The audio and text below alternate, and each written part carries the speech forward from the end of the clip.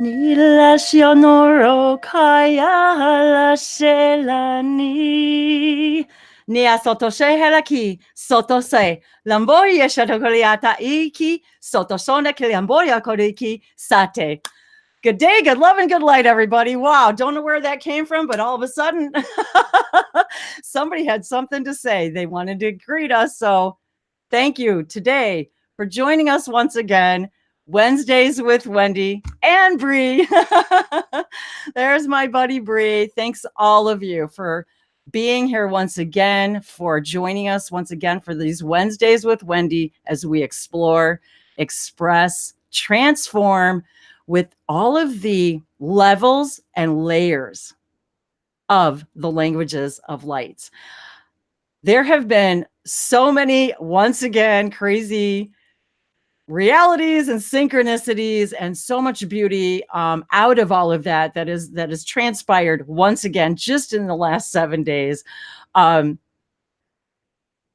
often have so many things I want to start with that I don't even know where to begin, but I'm going to start right away. So for thanking all of you and for thanking Bree once again for bringing these infinite applications of the languages of light to all of you, whether you are new to the light language, whether you're new to my channel, or whether you've been with us for a little while or a long while. Thank you so much for following your own guidance as we are all becoming more aware of the power and the purpose of the language of light. And I guess I first want to say hi to Holly and hi to Dolores for joining us today, and to Bree, of course, for helping moderate. I'm gonna let you guys know where you can find the link if you'd like to join us right now in the room. We have throughout the Hangout, we have a total of 10 spots. 2 of them, of course, are taken up by Bree and I, so there's open spots for 8 people at any 8 additional people at any given time throughout the Hangout. Until we upgrade and start having a larger room for all of us to gather in. But for now, please do join us if you'd like. And if you're just watching us on YouTube, please do feel free to interact with us on YouTube. Thanks all of you. I see all of you out there. I wanted to say hi to everybody too out there who's watching. And please do feel free to interact with us, share your questions, your comments. This really was born about the idea of how all of us utilize, share, express light languages, whether you speak it, singing it, toning, hand signing, channeling information through the light languages, because that's part of the portal of light languages. The power and the purpose of that is to literally open these light codes within our light bodies to activate this within us, this DNA, perhaps that's been lying dormant. We don't really know a lot about that yet, but I know enough from the information I've received from my guides that that's part of all of this. Bree, but yeah, if you'd like to let everybody know how they can join in the Hangout really quick before we go any further. Yeah, sure. Hi, everybody. Okay, so you can go to Wendy's blog. Her website is languagesoflights.com. You can go to her blog, and it is the first blog post that's right on there. And the participation link is in the comments of that blog, and the YouTube, well, you're obviously watching on YouTube, so never mind. You don't need to click on that one probably. But we're continuously expanding. Now we have an events page on Wendy's website, so the information is there as well. And on the events page, I might as well take the opportunity now to mention that we have solidified and are organizing and are planning and are running with this event in August 16th through 17th, called The Power and Purpose of Light Language. Wendy, Linda Lee Hack, and Sherry Kaplan and I will be presenting about light languages and doing light language activations. And Wendy's going to be doing channelings, readings for people. Well, readings in terms of, we're kind of going to see how it goes in the room. We're we're organizing it so that there's time for everything that we want to do at the event, but also time for us to all sit and chat together. We only have 50 attendee spots open, and I mean 50 attendees total. And so it's going to be a pretty intimate setting for us to be able to talk about light languages and learn about light languages. And I mean, people who are going to come there may not have any idea what they are, and some people already might be speaking them, but together we are all figuring out what all of this is and how we can apply it into our daily lives. And it's really, really exciting. So that's going to be in Fort Lauderdale, August 16th and 17th. You can look at the information on Wendy's website on the events page. Also, yeah, like Wendy said, please comment, write stuff in the YouTube live chat. I'm going to be watching that and answering any questions or anything. And we're just all kind of hanging out. And this place is amazing, you guys. I mean, the hotel. Oh my gosh. When you look at the link for this place, I'm still actually, this whole thing is really surreal for me. It is very surreal. The whole thing about actually going somewhere and doing an actual light language event is something that has been in my vision that I was told would happen many, many years ago. And then when I met Bree and discovered her talents for events and event planning and just webmastering and social media and all of that, and how could we put all this together? And when Linda invited me, I was actually just really taken aback. And so for all, this is just really a labor of love, if you will. I mean, this is truly, it's about, and like Bree said, it's about interacting with each other, sharing our how did this happen, our experiences, how do we use them, what are we learning, what have all of us been receiving from our guides for as long as we've been, I guess as long as I've been aware of light languages and speaking them myself and hand signing and singing, and what it has done for me. It's almost gotten to be so, it has become where it has literally unlocked doorways. I was trying to think today of some really good terminology about what this actually does for us. And it really is about unlocking our own inner guidance. It's almost like we're activating our own compass, like we're turning on our own inner GPS guidance system instead of relying on everybody else, on what we've been taught or learned, and becoming the flow of information and understanding we are the conduit. You are all these help us awaken our psychic abilities that are already there, our channeling abilities that are already there. Every single one of us, and you are all channelers. You're all a spirit channeling and speaking in a language through an apparatus.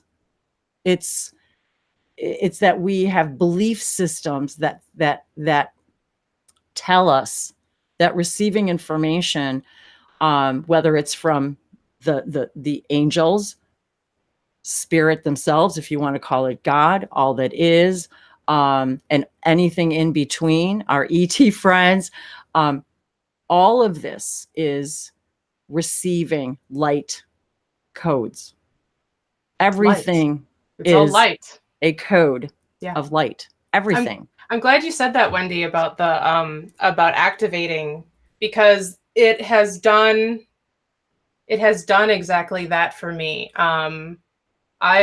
My journey started very much in absolute irrefutable doubt and, confusion and anger and frustration and sickness and, all of this stuff. And so I didn't believe that I could do all of these things all these people were doing. Even when I met Wendy, I thought that Wendy was professionally going out doing all these things already. And I was telling myself, oh, that's what they're doing. And I will support them in that, but I could never be that.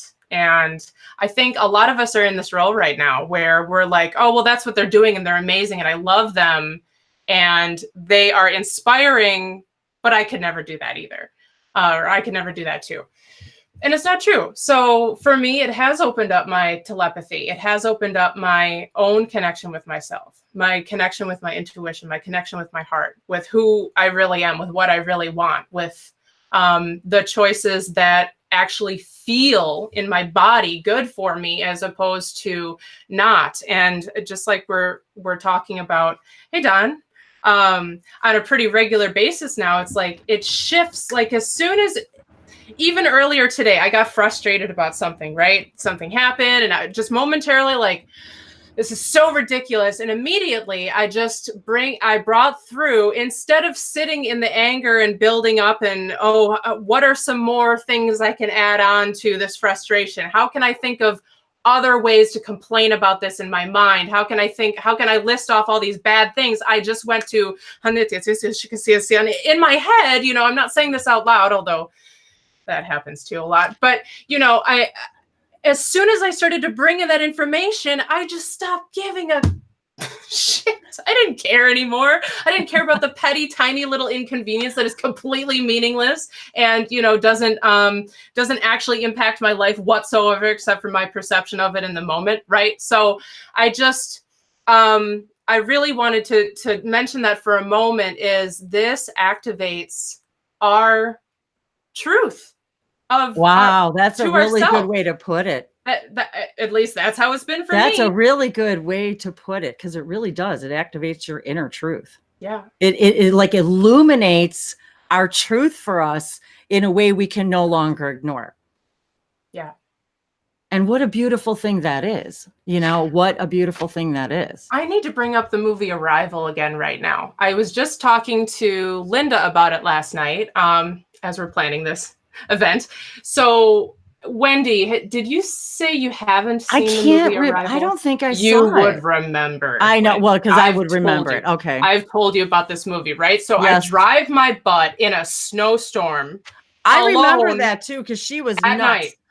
I was alone. I was driving in a snowstorm. Why would I do that? First of all, for just to go, but I felt like I really need to go see this movie and I have to see it tonight. I went there. There was nobody in the theater. I was the only person sitting in that theater.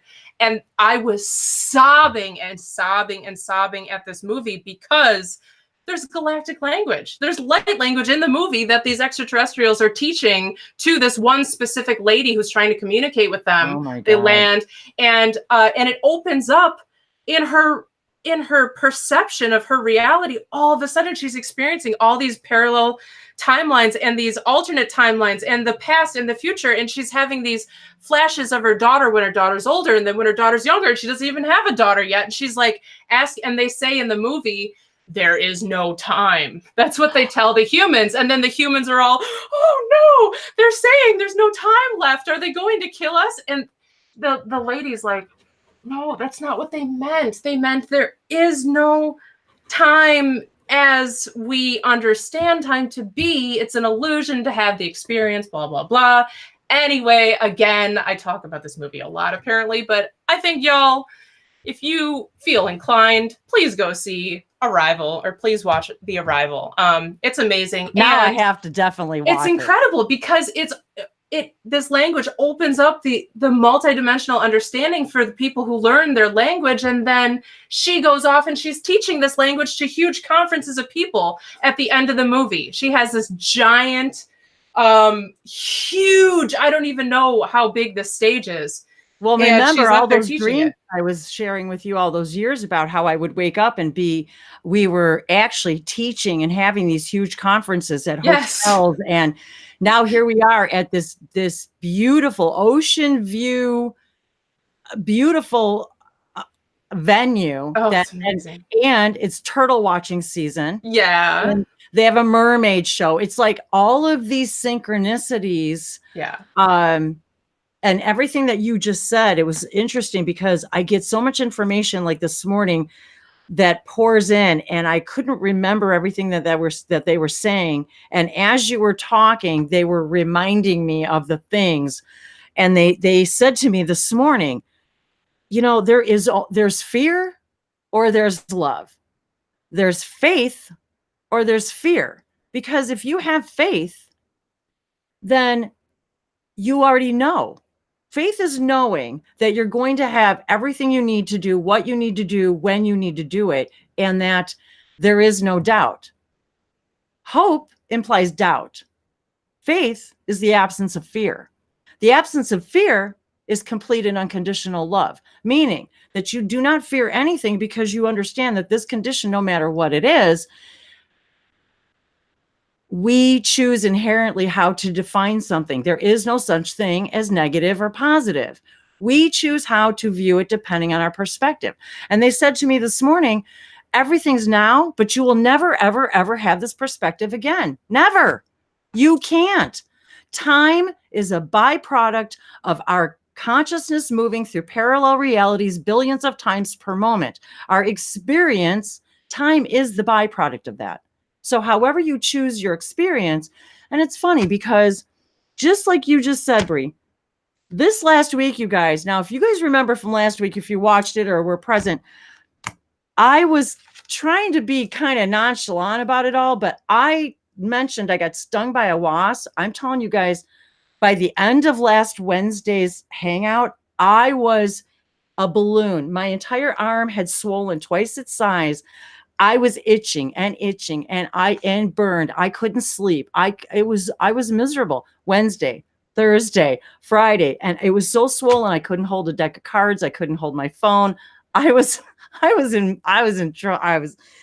applying all my holistic stuff and light languages and I just wasn't sleeping well. And then Friday, a bunch of storms came through Tennessee and wiped out our power. And we had no electricity for Friday, Saturday, all night Friday night when we were sleeping, and then all day Saturday it came, and then it finally came back on. And I'm like, well, see here, I have a well, and for anybody who has a well, you understand the pump needs water. I mean, the pump needs electricity to pull the water. So I was like, so I had no running water, no drinking. I was not even the least bit prepared for this situation at all. And I'm thinking, why in the hell would I manifest something like this? Why? Because didn't you say that you felt, and okay, like I've known this over the years about you, is you say things and I don't think, how do I explain this? Sometimes you're like, yeah, I don't really fully understand that. And then later you're like, oh, that makes so much sense. So you get a feeling about something, you have no idea what it actually means. And then much later you're like, oh, now I got the information. So you said you felt like it was almost an energetic initiation. Oh, it was. The whole thing. That we can expand upon that, right? Well, that leads into all these other threads that I wanted to even talk about today, because it was part about the animal collective. And that was really weird because when it stung me, I heard telepathically, you guys, and I don't know how to explain this. I told Bree, I said, I heard them say to me, this is a test. This is an initiation. And I thought, what? For what? You know what I mean? I was just like, what does that mean? Like to talk to the bees, to talk to what? I didn't understand. As the days progressed, and then with that and the itching and all of this stuff, and then with the power being out, what I began to realize there was a few things, and like the initiation. So then I was invited Wednesday night to do a channeling kind of thing with some friends, and we were going to record it. Turned out the recording wouldn't work, nothing. So it turned out to be just us. And some very powerful information came through that night. And I even heard them say to me, that all of that was happening at that time, Wednesday night, with it all had something to do with some sort of a test of I don't know if it was my will or what it was. But what I realized was after Wednesday night, after nothing worked the way we planned it to, and I was really not feeling very well, I was just like, so I realized though my reactions to first of all, then I asked one of my friends who's a channeler, I didn't ask. I said, I got stung by a bee. This is what happened. And then they said to me, something was trying to stop you from doing some very important work today. meaning the Wednesday during the day, hang out with all of you guys Wednesday, and then Wednesday night. And now remember too, you guys, it was also the solstice was coming, the summer solstice was coming. So we had the beginning of summer happening also too, as we were coming into that, and then the beginning, depending on where you are in the world, or the beginning of the winter. So we had this, once again, the shift in energy. And we all know when we have these, you know, solstices and equinoxes and full moons and new moons, all of these things are all, you know, playing a part in the layers of language. They even told me yesterday, as I was taking photos yesterday of the sunsets and the clouds, and they were saying to me to tell all of you, if you can never ever miss a sunset or a sunrise. If you can possibly never miss one. There is always light codes and information pouring through. And they said to me yesterday, the layers of light, the levels of light. You are literally, your consciousness is, you are moving through layers of light. And they were showing this, like showing it to me as I'm taking these pictures. I haven't even posted them yet. So, and if anybody knows me, you know how much I love taking pictures of just nature and sunsets and sunrises and sun and the moon and just all of that. It's like, I don't know what it is. It's like, it gives me power. It gives me information. It helps me help you. I don't know how, but it does. Can It's you like talk a little bit more about the sun? I mean, I've heard that the sun is a library of information, that it's what I'm kind of starting to understand is it's almost like a portal of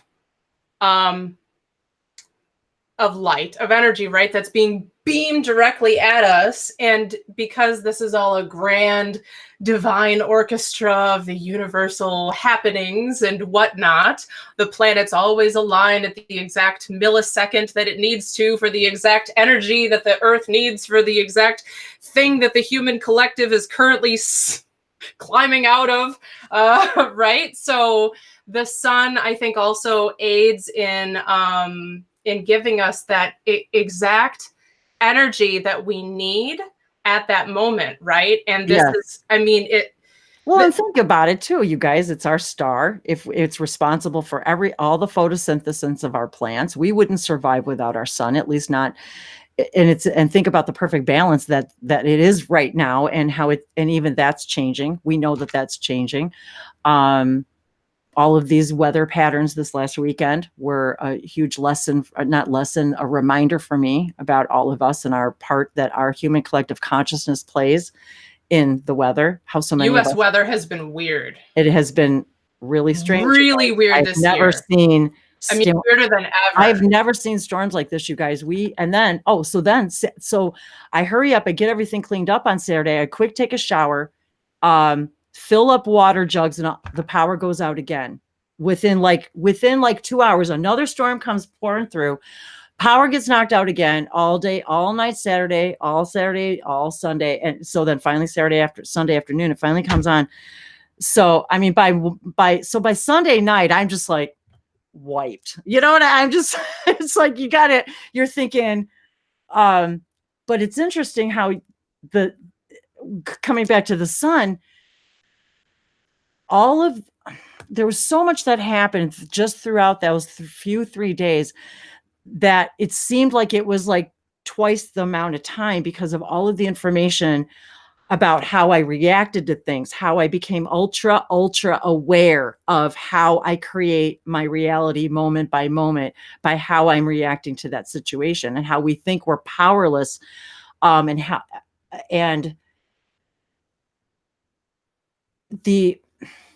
so there was so much information we ask ourselves again, why would we experience something that we would perceive as negative? But yet I became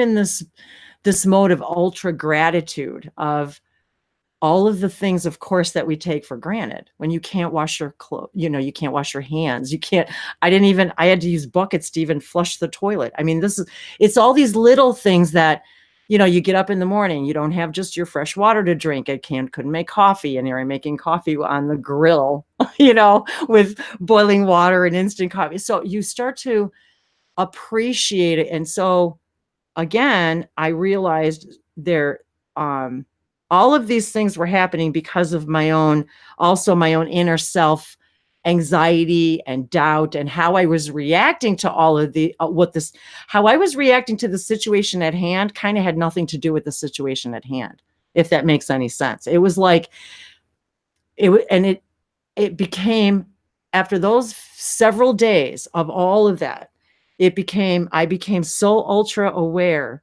of my ability to shift my own state of being, and how my immediate future, how we create our reality, by me shifting in that moment to a different state of being, I literally created a different reality. And Wendy, yeah, go ahead. there is some message and you can translate or say the meaning of it. Can I? Sure. That's what we're here for. It's about what you're talking.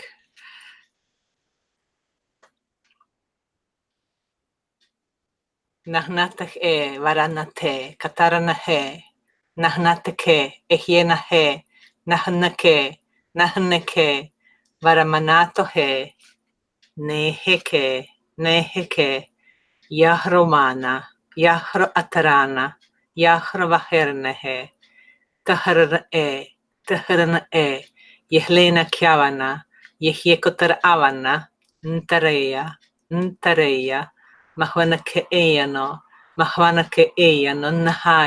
nahaye, mawanaheya, katara ananaha, lava harana ananaha, kyatarana eya, mamanahaye, hete ania hatnte, lava manahayo, kete arnanaha, lanaheya, mahata wanahe, kyatnaha aye, yakete eya, naharanake eya, nahavaramanake eya, nina leya kiramanaha, nina vahaya katar ananaha, nina laheya kire enataha, mama mahwa, yahvaranakayo, yeneke eya, yahyekete eyo, maramatena, nahoromakyante, maramatena, eilarannekeyo,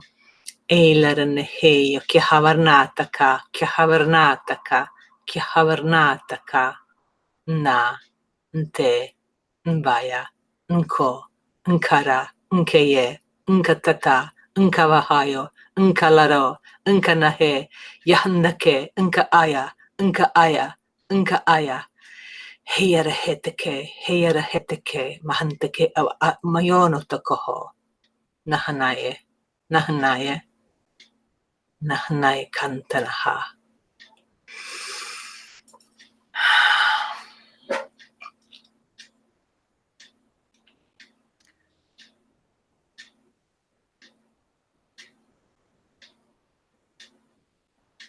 Ne shahi mai kia nu hamo acha kia tahina kia wona ko anua ina kia. What I kept hearing over and over was, Ikamihitia, you came here to challenge, to discover your strength. You came here to embrace darkness, that you may discover your light, uncover your light. Niahanisha tinkia no ma'unua. You came here full well, knowing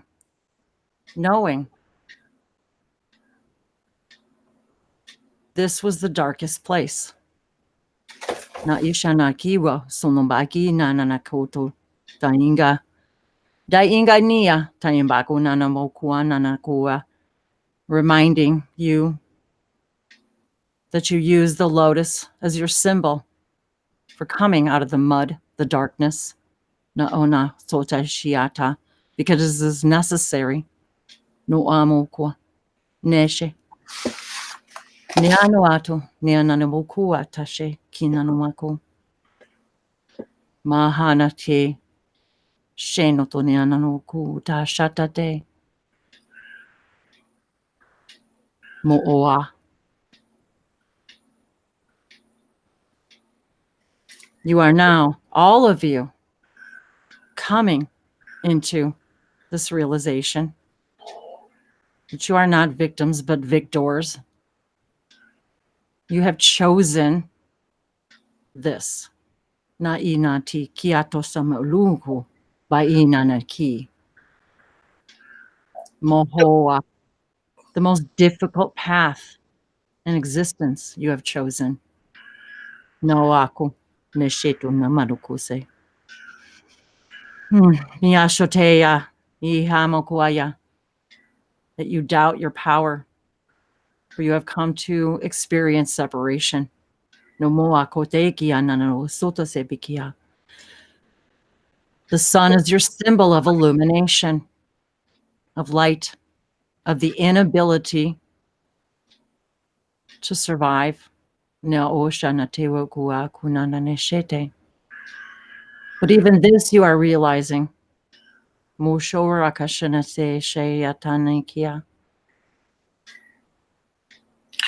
Tuk oya, tukane, tuk oya, tukane, nahante, ara eke, nehne, kawarahe, nehne, kiarono otae, tuk o anyate, tuk o vaharana, tuk o yahante katava naha.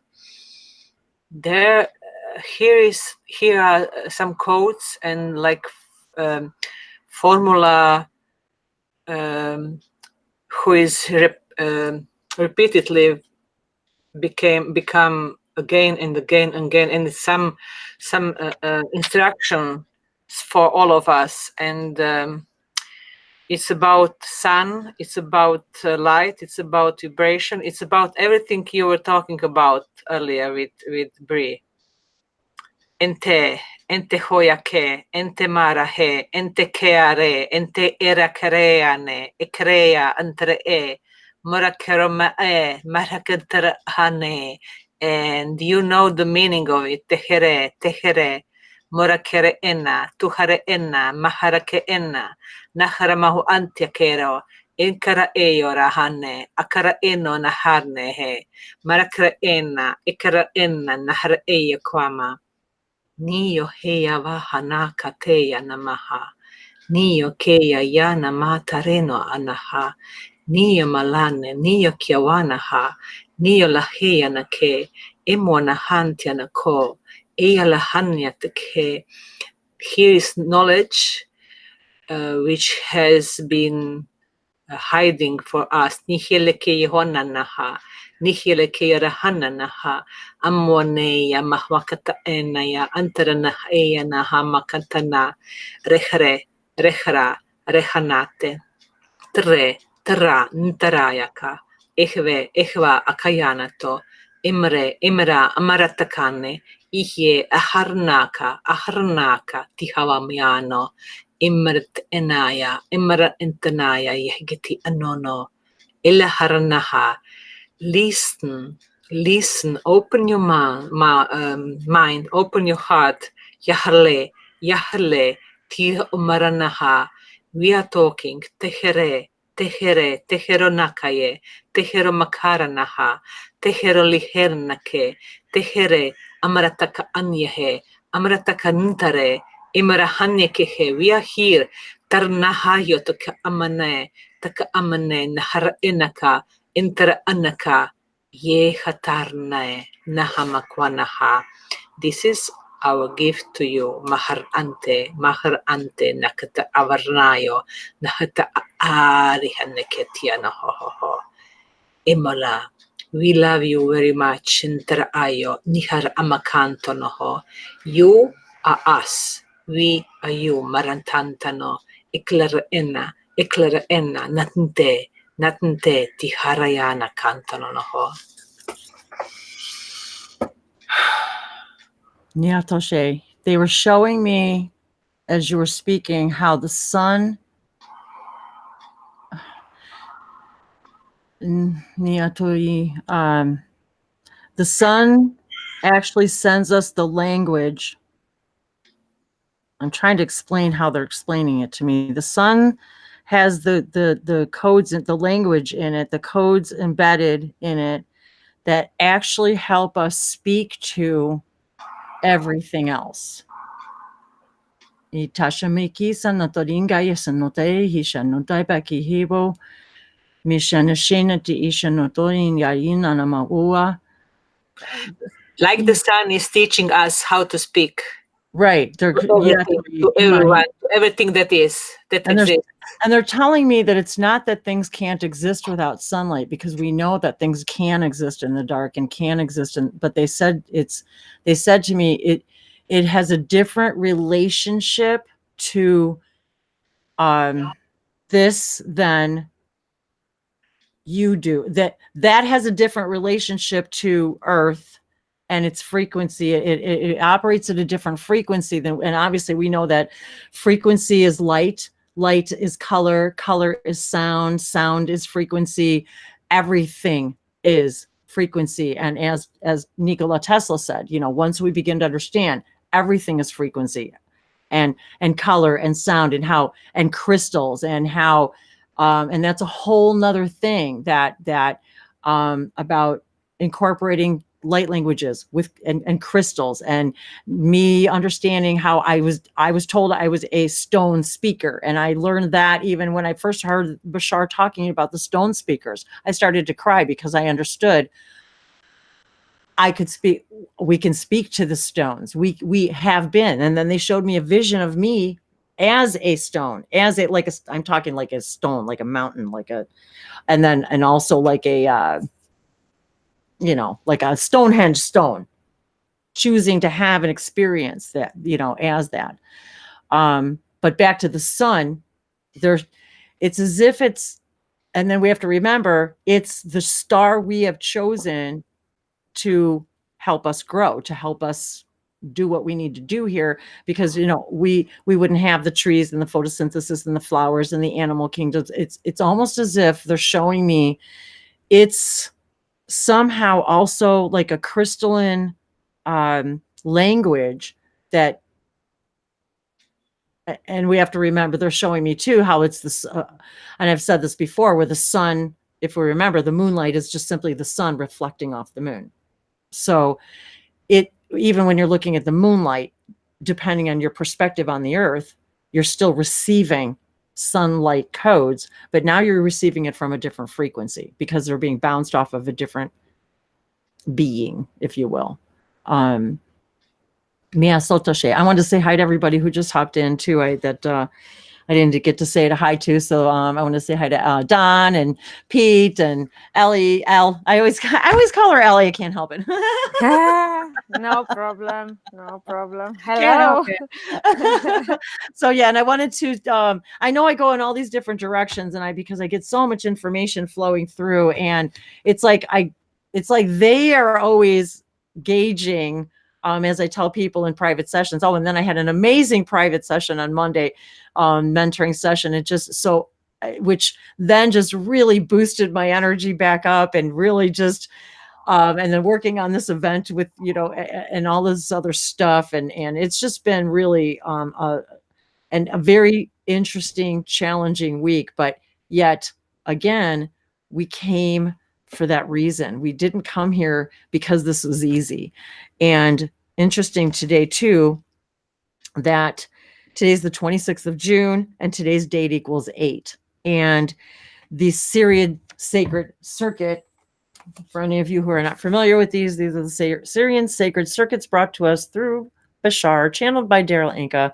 And they are part of the portal that had activated me and many of us who are guided to share them and receive them and use them to help us all, and here the moonlight, the sunlight, to magnify and amplify this information that's pouring in addition to the opening these portals of unconditional love, knowing thyself, self-acceptance, burning through these belief systems that are not, that don't belong actually to us, teaching us how to heal. This now heals all nows.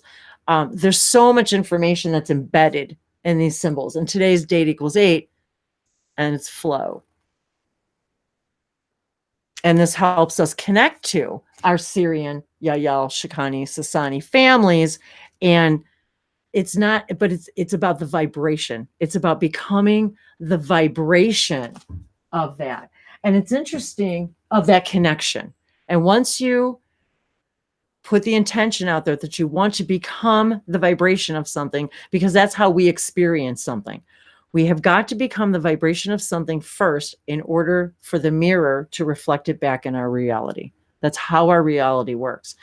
And learning the mechanics of reality helps us understand that there's no need for judgment, that we came here we came here to experience. And when we let each other off the hook about what each other decides to experience, you begin to understand that the only experience that actually even matters is your own and your own state of being. That's it. That is all that matters. And just like Bashar has said millions of times, circumstances don't matter. Only your state of being matters. And and I've seen that now as we apply this stuff, apply this information, and use these light languages, that you immediately can switch your state of being and change your literal circumstances. You literally change the parallel reality that you're existing in, and you become aware of a perspective in a different place in the puzzle of all that is. And it's interesting, this month, all the days of the June up through the solstice, the date when you added it up equaled the date of the day of the month. So for example, June 1st, 2019 equaled 10, reduced to 1, June 1st. And that followed that sequence all the way up through the 21st. On the 22nd, when it ended at the 22nd, if I added it correctly. Let's see. 13, which is the symbol for transformation. Somehow this month, this idea of the 666, the 639, I kept hearing over and over again, this is going to be a month of such intense transformation for all of us. And very interesting that pattern ended at the 21st. And then I was trying to see if and when it picked up again. But because I noticed that also on the 21st, actually, then it was reversed, and it actually, the date equaled 12. So we have the 21st, and then it reversed to 12, equal 12, which is 33, the 3 and the 3 energy. So isn't it interesting how we leave ourselves all these breadcrumbs, and we've designed all this on a higher level. And then as we're waking up, we go, oh my God, look at all these synchronicities. Well, because you laid them out, you're for yourself. So once we even start to get over the idea of synchronicity and understand that, well, that is you being in the flow, that is you moving with the flow of your highest, vibration that you possibly can in that moment, based upon your current filters and belief systems. And then we start to understand how we've actually left these things for ourselves. And even today now, I was trying to go back again to see, okay, so when did it start up again? Because today's the 26th. Well, it equals 8.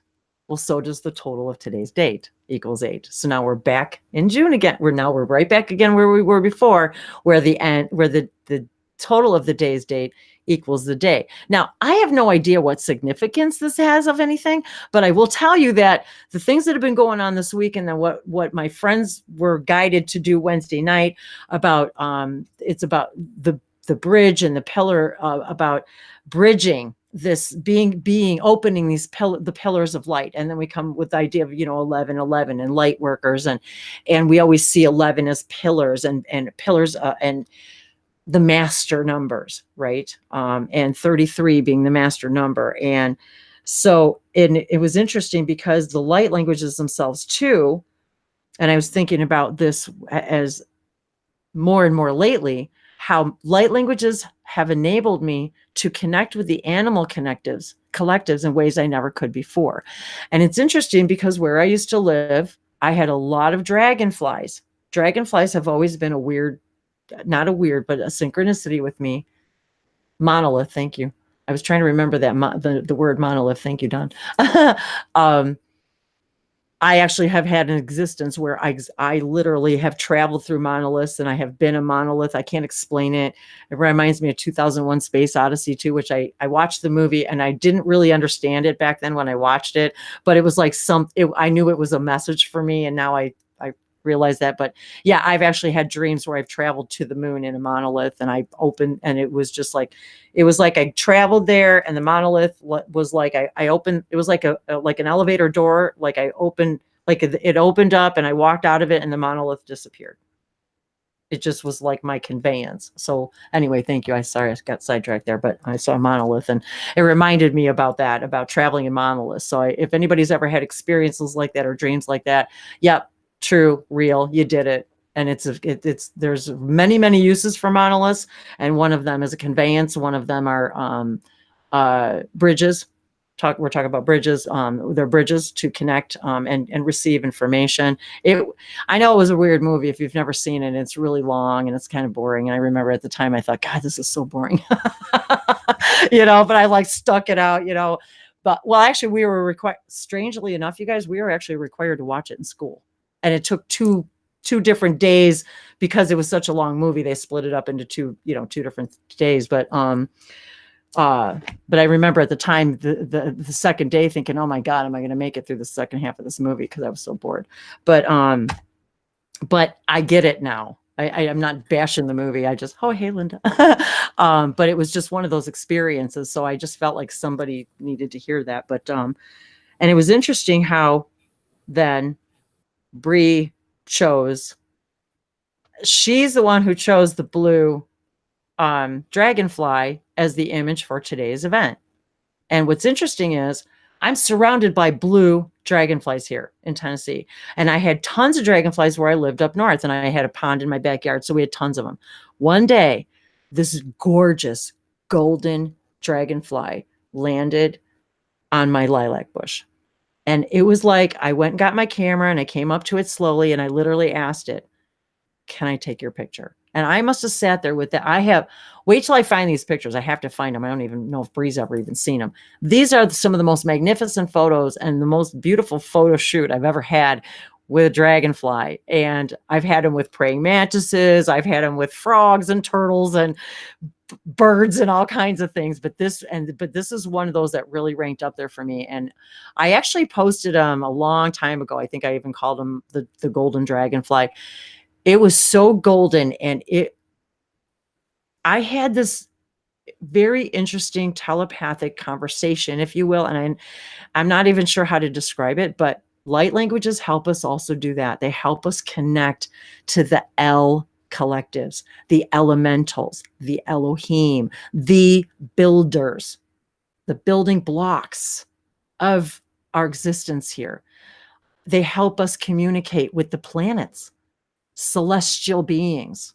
They help us communicate with the sun. They help us communicate with the moon. They help us communicate with the animal collectives, our spirit guides, our totem animals, those beings that come into our awareness to teach us things, that's why there's oracle cards and animal stuff you can look up, because all of us have understood, as our Native Americans, our indigenous peoples all over the planet have understood, you can speak to anything, absolutely anything. It does. Stone, mineral, we know, and crystals, where I'm going to get into that another time, but crystals have become a new important part of my own private sessions, because of a new resurgence in being gifted crystals, and my guides telling me this is part of the alchemization of light languages and crystals and healing. And then I just come across an article yesterday about the, think about it, you guys, liquid crystal, LCD, displays. Liquid crystals have been carrying information for how many years now? It's just like, we're not putting it together, right? We're not getting it yet, but now we're getting it, that crystals store information. Of course they do. So what do we think our memory chips are in our computers and our phones? I mean, all of this is crystal, guys. All of it. We're crystal. Silicon Valley. Why do you think they call it silicon? Sand, crystals, glass, sunlight, solar energy. We're energy. We are energy. And I think the sun is also here to teach us that. And it's to teach us how to connect and talk to these collectives. So it was very interesting because I had a client who ordered a pre-recorded audio intuitive light language activation. And in my meditation, I received a message from a blue dragonfly. And they said their name, and they said, we are a guide of this individual. So I do the recording, and I get it all done, send it off. And it was really weird, you guys, because now I realize why this happened. It was to show both of us the strength of our telepathy. I realized the next day, I think it was, that I had forgotten to let this person know about this, that they had this particular dragonfly, that was one of their guides. Weirdest thing. So the person sends me an email shortly thereafter and said to me, I forgot I wanted to ask you about what are the names of some of my guides. And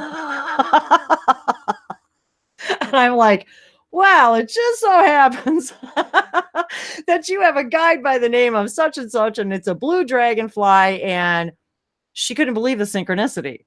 Because for whatever reason, in her world, it was a complete synchronicity for her.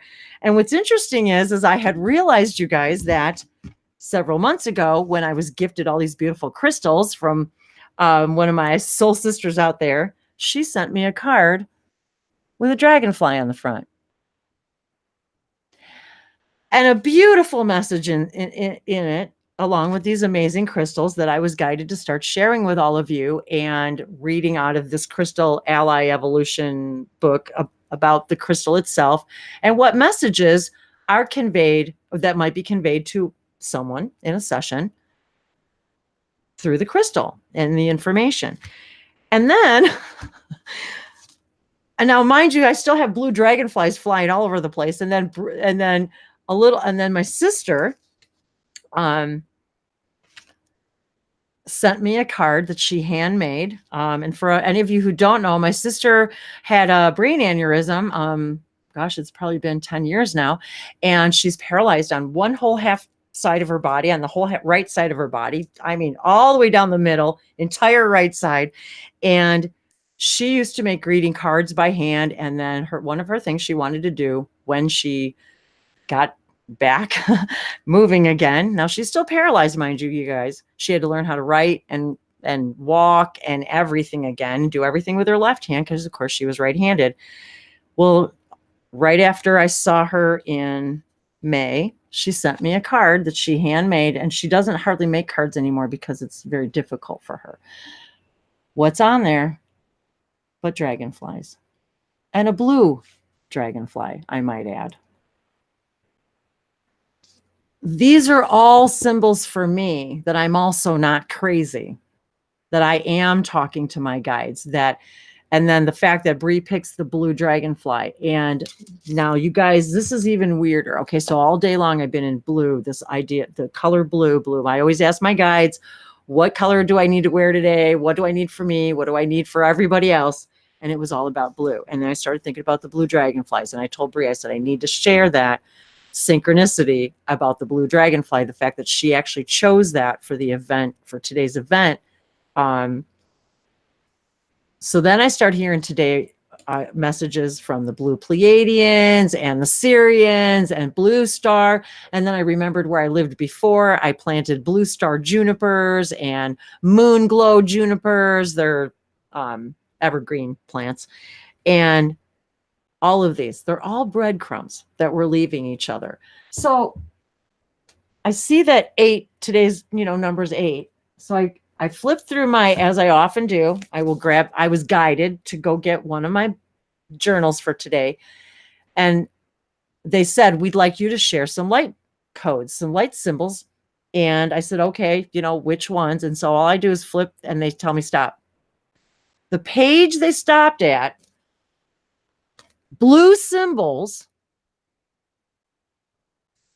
the number 8, infinity, the date that and this, you'll be proud of me, Bree, I did date this one, 1/14/2018 equals 17, and the date equals 8. And these are messages from the Pleiadian Council. That's what they told me that day.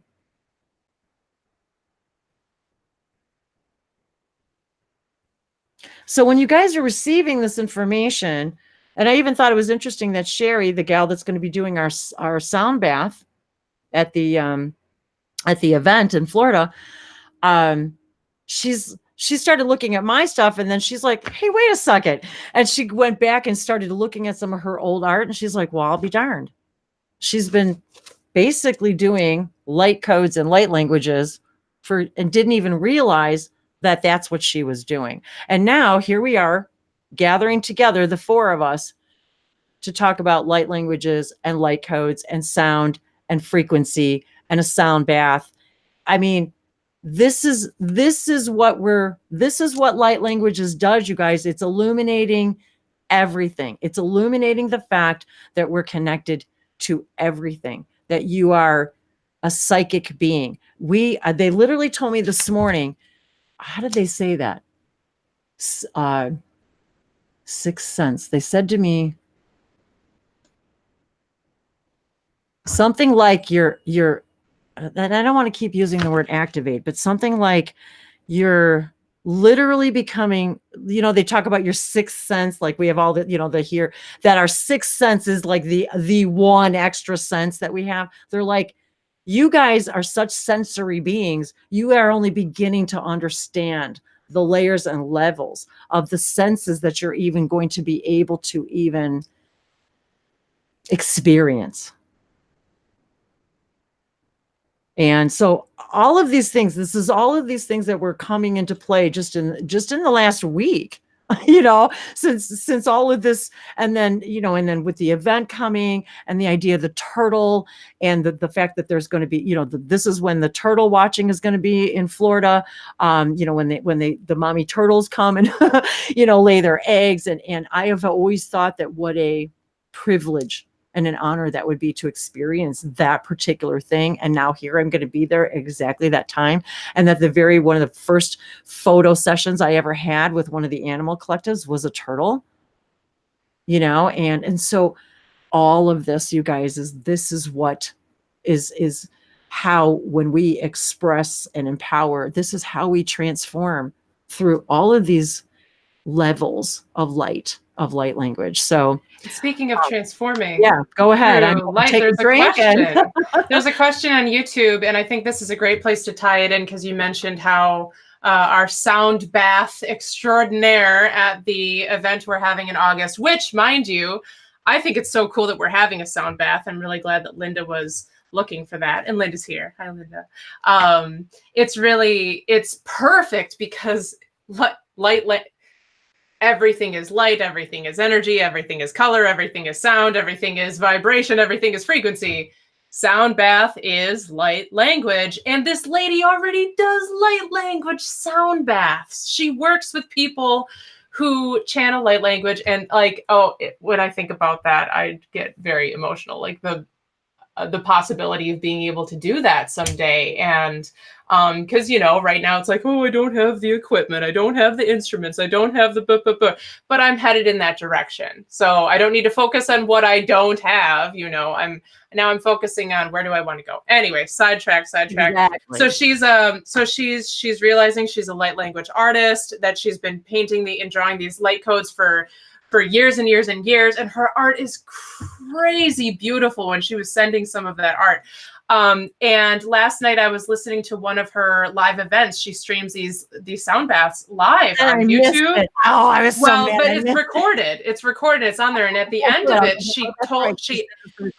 she asked everybody at the end of the event, do you guys want to learn how to speak light language and activate your light language? Do you want to use light language? She was asking people if they knew about it. Wow. And she was talking about the event, and she said, you know, I brought my art supplies because she said I've now been inspired to start doing this again, because I just found out that I've been and I've got a bunch of instruments instruments here, you guys. This is something I haven't even gotten into that much yet. I mean, I only have one singing bowl right now, but I've got chimes, I've got a triangle. They were showing me that's really funny you said that too, Bree. They were actually showing me today, my guides were showing me about the triangle itself, and that we actually use the triangle as an instrument.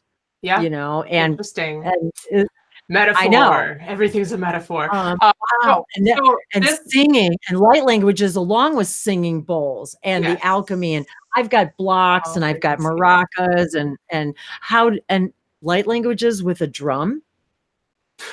Yeah.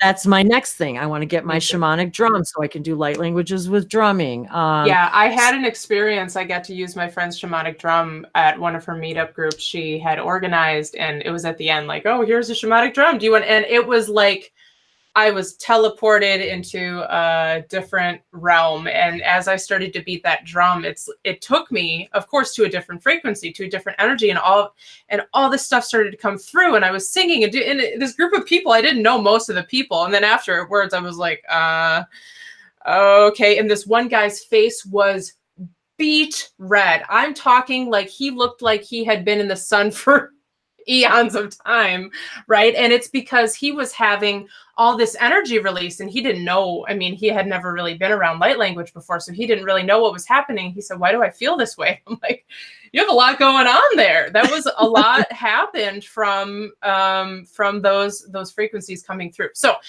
all of this said about light codes, this gets to the question on YouTube where Heather G asked, hi, what is meant by code? I understand the light part, but not the light code. Thanks. So, hey, sacred geometry. There's a lot of places we can go here. Yeah. Yeah, it really is. And actually when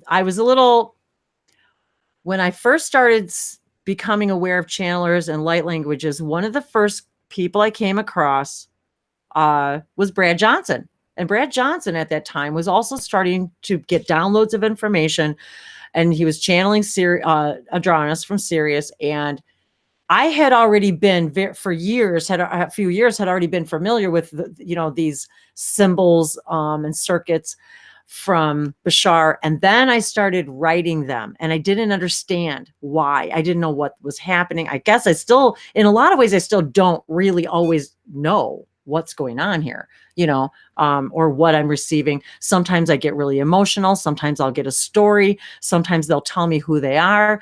Like in this one, they said to me specifically, we are the Pleiadian Council and the Galactic Councils. And these are, messages, or, they don't always tell me exactly what it is. But so I started getting downloads about light codes, and so I was asking them, well, what do you mean by light codes? And that's what they started to explain to me. When I say they, I mean my guides. And when I started speaking languages one day in the forest, that's when I started actually doing the videos. They said to me, there's information and think of it, you guys, as, and I've used this analogy before, fiber optics.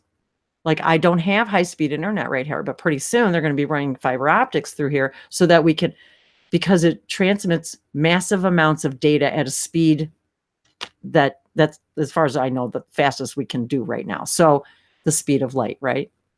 Well, if you think about it, you guys, data that's being transmitted, whether it's your voice, information, it's stored in a crystal and it's transmitted through light because it's light.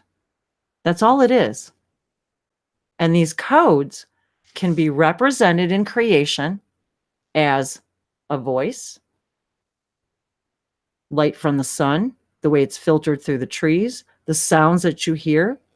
They told me, we want you to alchemize your light languages and but we want you to take videos of the sunlight and the trees and the way the light reflects off of them while you speak your light languages, because there's important information that's being transmitted through these codes. And whether people understand it or not, this is why nature heals. This is why we have always known, always innately understood as human beings from as long as we've been human beings and before, the necessity of being in nature and the healing and that there is a medicine for everything on the earth, that there is nothing that we don't know about them all yet, or that we've forgotten, or that the information has been lost, or that it's been taken from us. Lots of reasons. So we begin to understand now, as these light codes as we begin to understand and start receiving these, I started drawing these, and then they said, we'd like you to start sharing them out there in the world, because it's going to help people connect to their star families. It's going to help people transform their belief systems about themselves, what they understood about how reality is created, about their power over their own reality, about how to connect to their higher selves, how to align their own chakra systems, how to even understand what a chakra is. How to even begin, how did we even start to talk about this stuff? And then we start to think about these little things that have been happening over the last, say, 20, 30, even like I said a few times, when I found out that Daryl Anka was channeling Bashar like for 35 years, I was furious at myself and my guides, because I was like, well, how come I didn't know about any of this before? It's like, well, I shouldn't be laughing at you, Wendy. It's just, I laugh every time you say that. It's so funny, because that is how most of us feel about. We do. We're like mad then. Why didn't I know about this? Why wasn't I told about this? Where was I, hiding in a cave? But again, we always know what we need to know in the moment that we need to know it. And that also goes for memory loss, ascension symptoms, all these things that we're going through with the frequencies rise and we're shifting, and we are having all sorts of weird stuff happening with our bodies, and we need to be nice to ourselves and don't beat ourselves up. And if you can't remember something in the moment, it's going to be okay, right? There's a lot of, well, if we know that everything's only now and there is no past and present, then if you forget something, it's because it doesn't relate to that moment anymore. Yeah. You know, I know I've been very frustrated about that in my past. It's like, all right, you know what, whatever, I'll come to do it. All these little things that they add up so massively as you start to put all this stuff together, piece it all together. And I wanted to, I don't always get a chance to check the chat here. I noticed somebody at the very, very beginning, Jeff, it was asked about dragons, and yes. I didn't want to ignore it because, I'm wearing my dragon necklace today. Well, isn't that funny? So she's wearing her dragon necklace. Well, how about that? Yeah. Because part of this goes into that whole idea of being able to connect with the animal collectives in ways that we haven't before. And I've even noticed my own telepathic connections with my own dog Ranger. And actually I got Ranger before I started. I think I got Ranger before I started. Yes. Before I started speaking light languages. It's almost like it was he was also part of my training. He was part of my grooming for a lot of things. Unconditional love. There's a whole bunch of other, getting me outside, getting me to get outside. And it was because of Ranger that I was outside walking at 6 o'clock in the morning in January anyway, That was the reason I was outside to begin with, because I told myself if I got a dog, it would force me to get out of my comfort zone. Because north of Chicago, it's cold most of the time. I mean, probably about 8-9 months of the year. It's just nasty. So, um, and so I always avoided being outside because I hate being cold. And so I thought, well, something kept telling me you need to get outside more. You need to get outside more. You need, and the whole time I have always grown up, I always wanted to be outside, didn't want to be in school, didn't want to be at work, didn't want to be sitting behind a desk. I always wanted to be outside, went outside every day for lunch if I could. I did all my work outside. I did as much as I could outside. So I've always been that way. But weather permitting, depending on where you live in the world, well, that's not always feasible, right? But I found myself getting depressed. I had, sad, seasonal affective disorder. I mean, it was all of these things were happening to me, and and plus all this other stuff going on, but physically, and it was just became more and more evident. My guides were trying to push me outside. I started walking every day, and then I got a dog, and I started taking much better care of myself. A lot of things happened because of all of that. But all of that was because they wanted me to get outside and start receiving and transmitting and explaining and teaching about light codes and what it actually is. And so everything that I've learned from other people's experiences, along with but primarily my own, and what they told me that day. And that's what and they said to me, we would like, and that's when the Elohim came to me, and the emissaries of the Light Collective came to me that day. And they said, and which now we kind of shortened to Emily, because they're like, yes, emissaries of the Light Collective. Yes, we can call us Emily. So, they said, we represent all realms, all levels, all frequencies and dimensions. And so all of this information is being sent through layers. If you guys can think of it as data, you know what I mean? Because you can send pictures and text and stories and movies and all kind, you can send all kinds of stuff, right? So it's kind of the same thing. So they're explaining to me how all of this works and how we're fed all of this information and light and information from the sunlight and the trees. And the more you spend time doing it, and you start to remember, oh yeah, when I was a little kid, how many little kids? They talk to the fairies. They have, friends, invisible friends. My sister had an invisible friend named Lily for years and years and years, and she saw her, and she used to ask me to talk to her, and I would talk to her. And even not too long ago, a few years ago, when my sister was at my house, and she said to me, oh, there's a fairy here, and she said to tell you her name is Feather. And I thought, oh, it was just like, so. And so, but we've forgotten that we can talk to the elements and the elementals and the sand and the water and the trees and the sun and the moonlight. And when we say we receive information, it's whatever's pertinent to you in that moment, whatever you're asking your guides for, we're receiving information and we're waking up. It's helping us wake up and remember who we are, and it empowers us.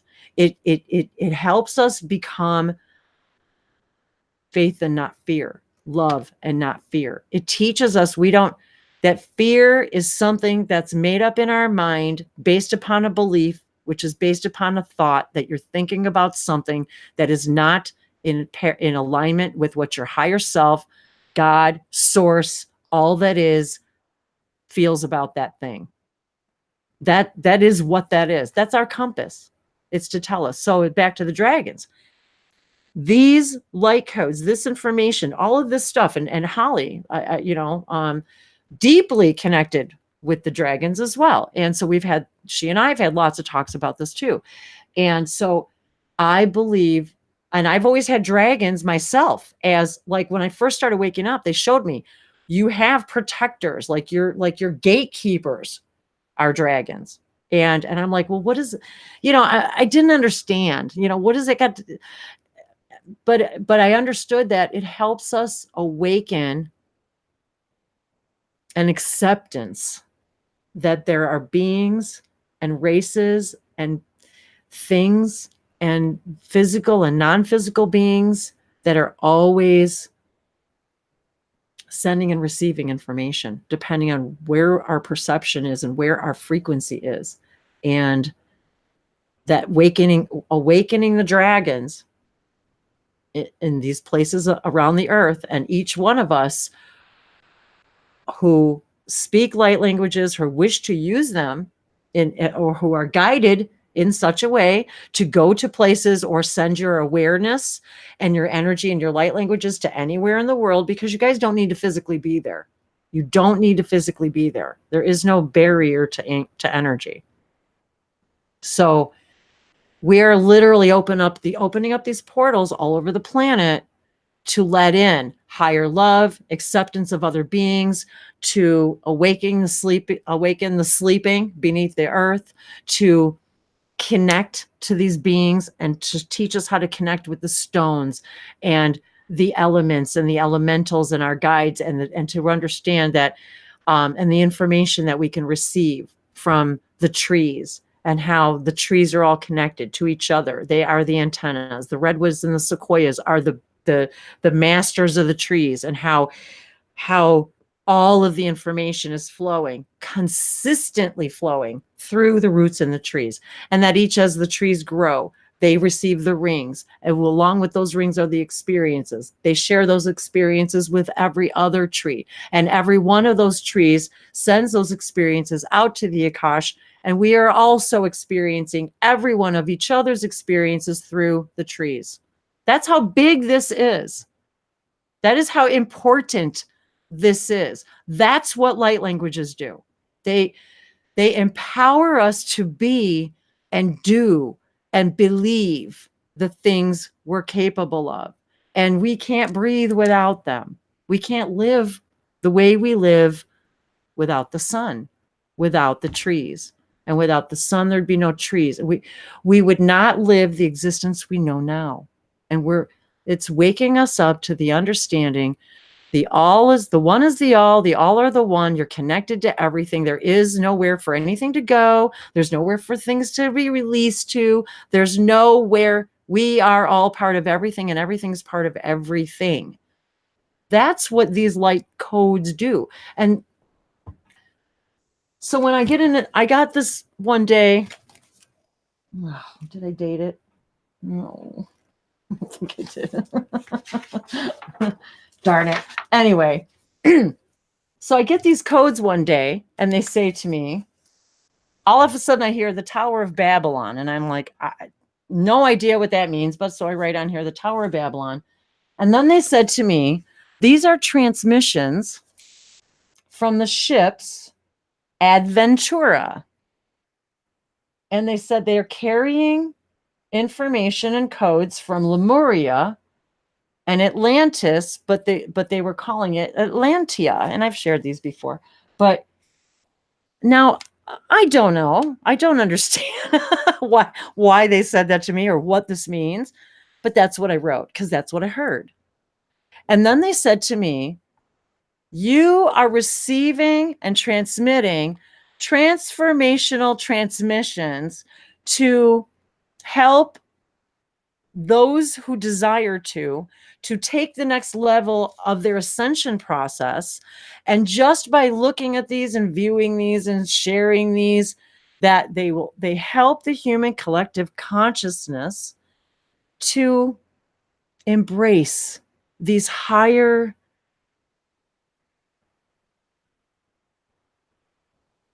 thought processes, the ability to receive and perceive and experience different perspectives from a multidimensional point of view, to be able to experience a perspective, but not just to experience it, but to share them now.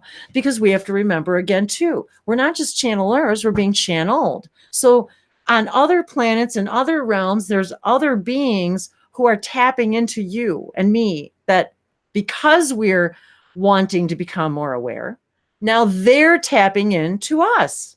They want to channel and receive information because to them, this is also higher information, just like we're tapping into what we consider higher information, higher dimensional information. Well, so are they. So as we enlighten, we become higher vibrational beings. We absorb the information and the Akashic information from all of these codes. And then we literally walk around in our world emitting this information, whether we understand it or not. Like the trees in the circle, like the circle in the trees, we literally are carrying all this information with us. As the tree grows, it collects information from you and me, and then each one of us that talks to a tree, touches a tree, shares this stuff, each and every one of us then receives this information and also retransmits the information. And we're constantly sending and receiving all of this information to the entire Akasha of all that is. That's how big this stuff is. And this is the stuff I receive all the time, but sometimes I can't articulate it or put it into words or, so anyway, I'm going to take a breath. Wendy, you're amazing. I'm just Okay. like, it's just gonna go ahead and say it. You're amazing. So And I'm gonna take a breath and let somebody else please talk. If anybody take wants to comment or speak. See, we take haven't a even nice- spoken light languages yet today. Ni hato hare he shandio hoe here. Kisi hiatio. The page, I just wanted to say that you were showing just now from Adventura, the ship. Adventura, cool name. And they said to me, and they said to me too, it's not just a ship. They said they call themselves Adventura because they're a fleet of ships called Adventura. And of all of the fleet, each one of them transmits different information. And they said, and among that is contained Akashic information of Lemuria and Atlantia. So yes, That sounds like the ultimate adventure. Thank you for silently laughing at my joke. So, as you mute yourself. I wanted to say about that because I remember you showed me that a while ago and I was like, oh my God. And then we had this whole conversation about it because you wrote on there the Tower of Babylon. And years ago, back when I was planning the global pyramid conferences, which are about pyramids, guys, not pyramid schemes. I always have to explain this. Every time I say that, people are like, oh, you got involved with the pyramid scheme. That's another story. We can talk about that a different day. No, I mean real pyramids. Anyway, so back when I'm planning this pyramid conference, this guy, I'm introduced to this guy at this dinner. I had never met him before. And I was told, this guy is a little bit out there. And my immediate reaction is, fit right in then, because I'm used to hanging out with those people, right? So within the first few minutes of meeting him at this dinner table full of all these people, he points at me and he starts like, because I was told he has no filter. I'm thinking, okay, I'm used to that too. That's okay. I can bring it on, right?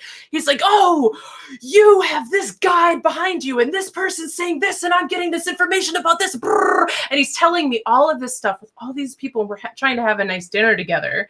And he says, he told me all this stuff and something about Yogananda.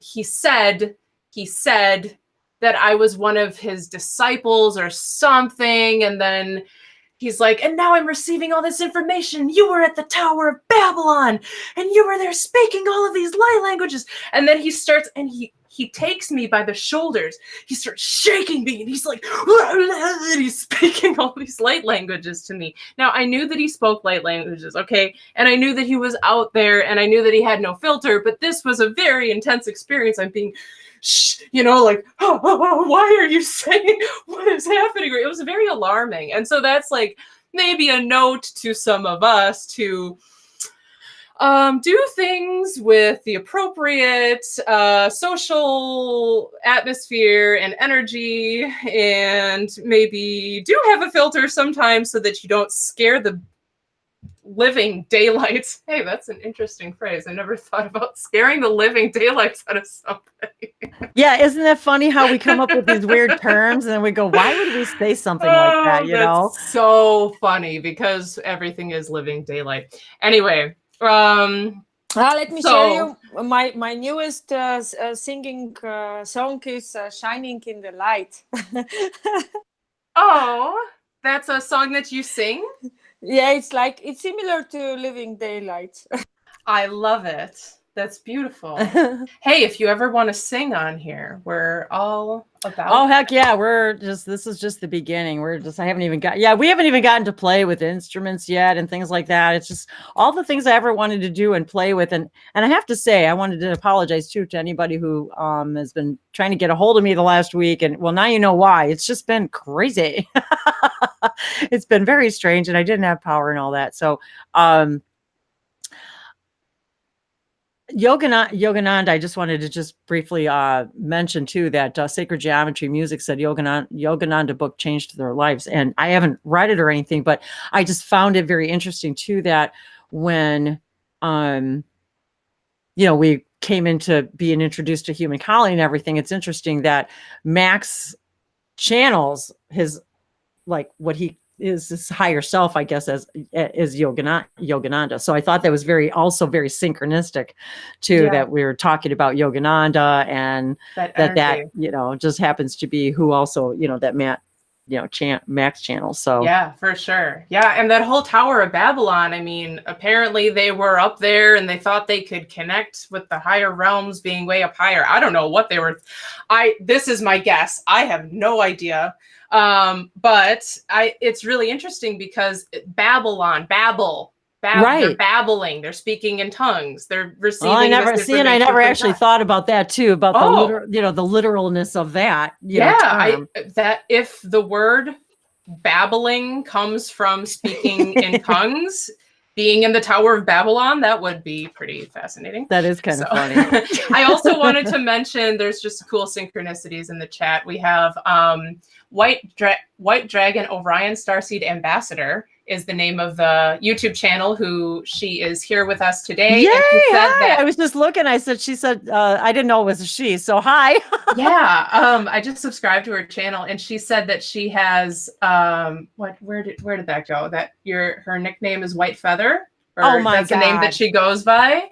Yeah, See, and guys, that she always sees the dragons in the clouds, and so we're having a fun. There's my white feathers. So if anybody didn't know, you guys, I also a while back did a class with a few people, Jim Charles and Will Mitchell from Reiki with Will, and we actually were guided, all of us, to do a couple of classes, and one of them was Arise All Angels, and then another one was White Magic, because all of us were being guided how to bring back this white magic. And like we talked about last week, I mean, I think, and these light languages and light codes and alchemy and being able to talk to all it. But what I've been learning about from my guides is that the idea of white magic and bringing it up through us from the earth, it's about, again, using it the right way and not going the path of other parallel realities. Anyway, I'm not going to even go there. So, but the whole idea is that we are learning to utilize this power now with honor, with using it for the good of the all, but also understanding that you're using it to illuminate your highest gifts and abilities. And by doing that, you become the perfect puzzle piece you're supposed to be. And then when you do that, that is what serves the all in its highest. And so the white feather has been the symbol for this white magic of using it purely, intentionally, and with only the highest intentions. And I guess that's the best way to explain it. So very interesting and we've all of us, feathers have always been a symbol of higher, education and writing and learning and angels and, doves and peace and all of that. We've always associated the feather. And even Bashar said many, many years ago, the greatest power lies in the softest touch, in the lightest touch. And when we think about really the power of a feather, it became such a powerful symbol for me, even though in its lightness. And the birds and the avians were one of the very first entities, collectives that I ever connected with. So all of that, all of this is a symbol for us. And it's interesting how we've always used the feather as the quill to actually communicate. Oh, that is actually really interesting, because talking about, right, the alchemy of frequencies. Because, actually my husband told me that the other day. He said to me, because I actually have, an old feather and an ink well, but I've never actually, but he said to me, you might want to start making some of your codes using an actual feather and ink. And I was like, because he's a genius. You're onto something there, pal. Yes. I was like, I love that. I was like, wow, I'm like, and duh. Wendy, that goes back to our conversation we were just having the other day of how we're all being guided to do all of these things in our own particular ways that feel right to us in each moment. And how you were like, I just haven't felt that it's been right for me to sit down and draw codes, light codes on a digital platform like a tablet or a smartphone or something. You said you prefer to write. Well, as some other people, that's their preferred way. But for you, we were discussing, and just to reiterate to the people, that lovely people, that the frequency, the energy that you are transmitting by writing it on a piece of paper is extremely different in many ways than it is on a digital platform. And of course, it's different in the sense that it is a physically existing thing and not out in the ethers. True. Right? And if we're bringing all of this information to anchor it on the earth, I think there's a lot to be said about it being actually verbally spoken, being actually physically written out, being danced, being toned, and being brought through. I'm glad you mentioned that about dance too, because dance is something that they've been kind of pushing me toward, that I haven't been brave enough to get out there and do yet. Ooh, there goes the chimes. Is incorporating light language with body movement. They've been very specific with me for several years now about getting out there and actually doing more energy movement with the light languages, because of they explained to me how literally we're changing as we, the colors, and so if you could see yourself moving energy, you would literally see, like the rainbows and the colors. And so they said to me, if you guys could actually see what you're doing, if you could literally see what was happening when you were doing the movements and incorporating them with, whether it's just allowing the channeled information to flow through you, because they're saying to me now, there's actually light codes and information that flow through when you watch someone dance, depending on the type of music that you're into or whatever. And I don't know about you guys, but music, dance, theater, a play, a movie, forget it. I mean, I can't even watch America's Got Talent or The Voice without just bawling, weeping all the time, because I'm passionate about seeing someone expressing their passion and being scared and doing it anyway. And all of that. And so Wendy, I have to show really quickly. I wasn't even looking for this. I'm looking for a different article, but look at what pops up on my screen. Dancing can reverse what? The signs of aging? Yeah. Oh, and they talk about dance. If you get Alzheimer's patients in music and dancing, autistic kids, the sound heals, music heals. All of this has been in my awareness about how it moves energy and how dance, sound, music, stories. Everything is a story. Don's right. Movies, television shows, a song. Everything is a story. It's somehow designed to identify and relate to someone, to move their energy. Emotion is energy in motion. Everything we do in a day is to move our energy in a particular way. And so I even buy little pinwheels to put around my house, just for fun. It helps. And that's another thing.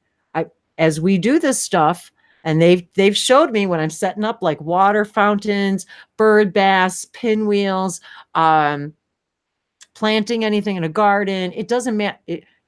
They told me even this morning, you are communicating with us. You're creating an energetic, sacred space to communicate better with us. And when you have these things moving around your even if you just put in your house, or crystals, or hanging wind chimes, or water elements, little fountains in your house, all of this is about stirring up the energy. Putting pictures on your walls that represent what it is that you're passionate about actually activates the codes within you.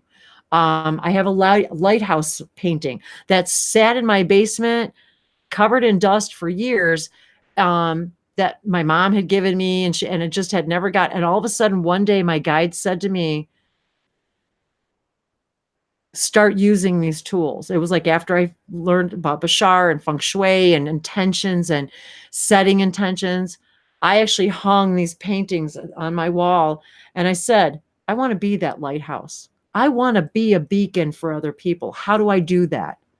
Show me how to do that. Show me what my gift is to be a beacon and a lighthouse for other people. How do I do that? And that's how I found all of this. I found Bashar. I found channeling. I found all of you. I found light language because I asked. I intended. I had a beautiful painting of. Then I decided I was going to put representations of all the chakra points of all the planet, of all our Earth. Representations. I would just choose one and use that as my representation. So one of them was a painting of a mountain, and I said, okay, that's my Mount Shasta. I want to connect to whatever energies and information and peoples and races and whatever. I want to connect to anything that has to do with Mount Shasta. And I'm going to use that painting as my permission slip to do that. That's how simple this stuff is, but how complex, but yet profound this stuff is. Because look what happened to me.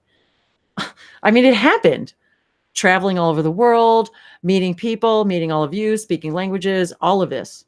All because I wanted it so bad. And all I did was ask, how do I do that? How do I intend? How do I change my reality by wanting, thinking, meditating, connecting? How do I do that? And that's when they started showing me all of this light codes and writing this stuff and sharing them and pushing me and pushing me and pushing me to share it, share it, share it. So when we talk about light codes, we need to understand something. They're in everything. Everything. It's what do you need in that moment, and how do you need to receive it?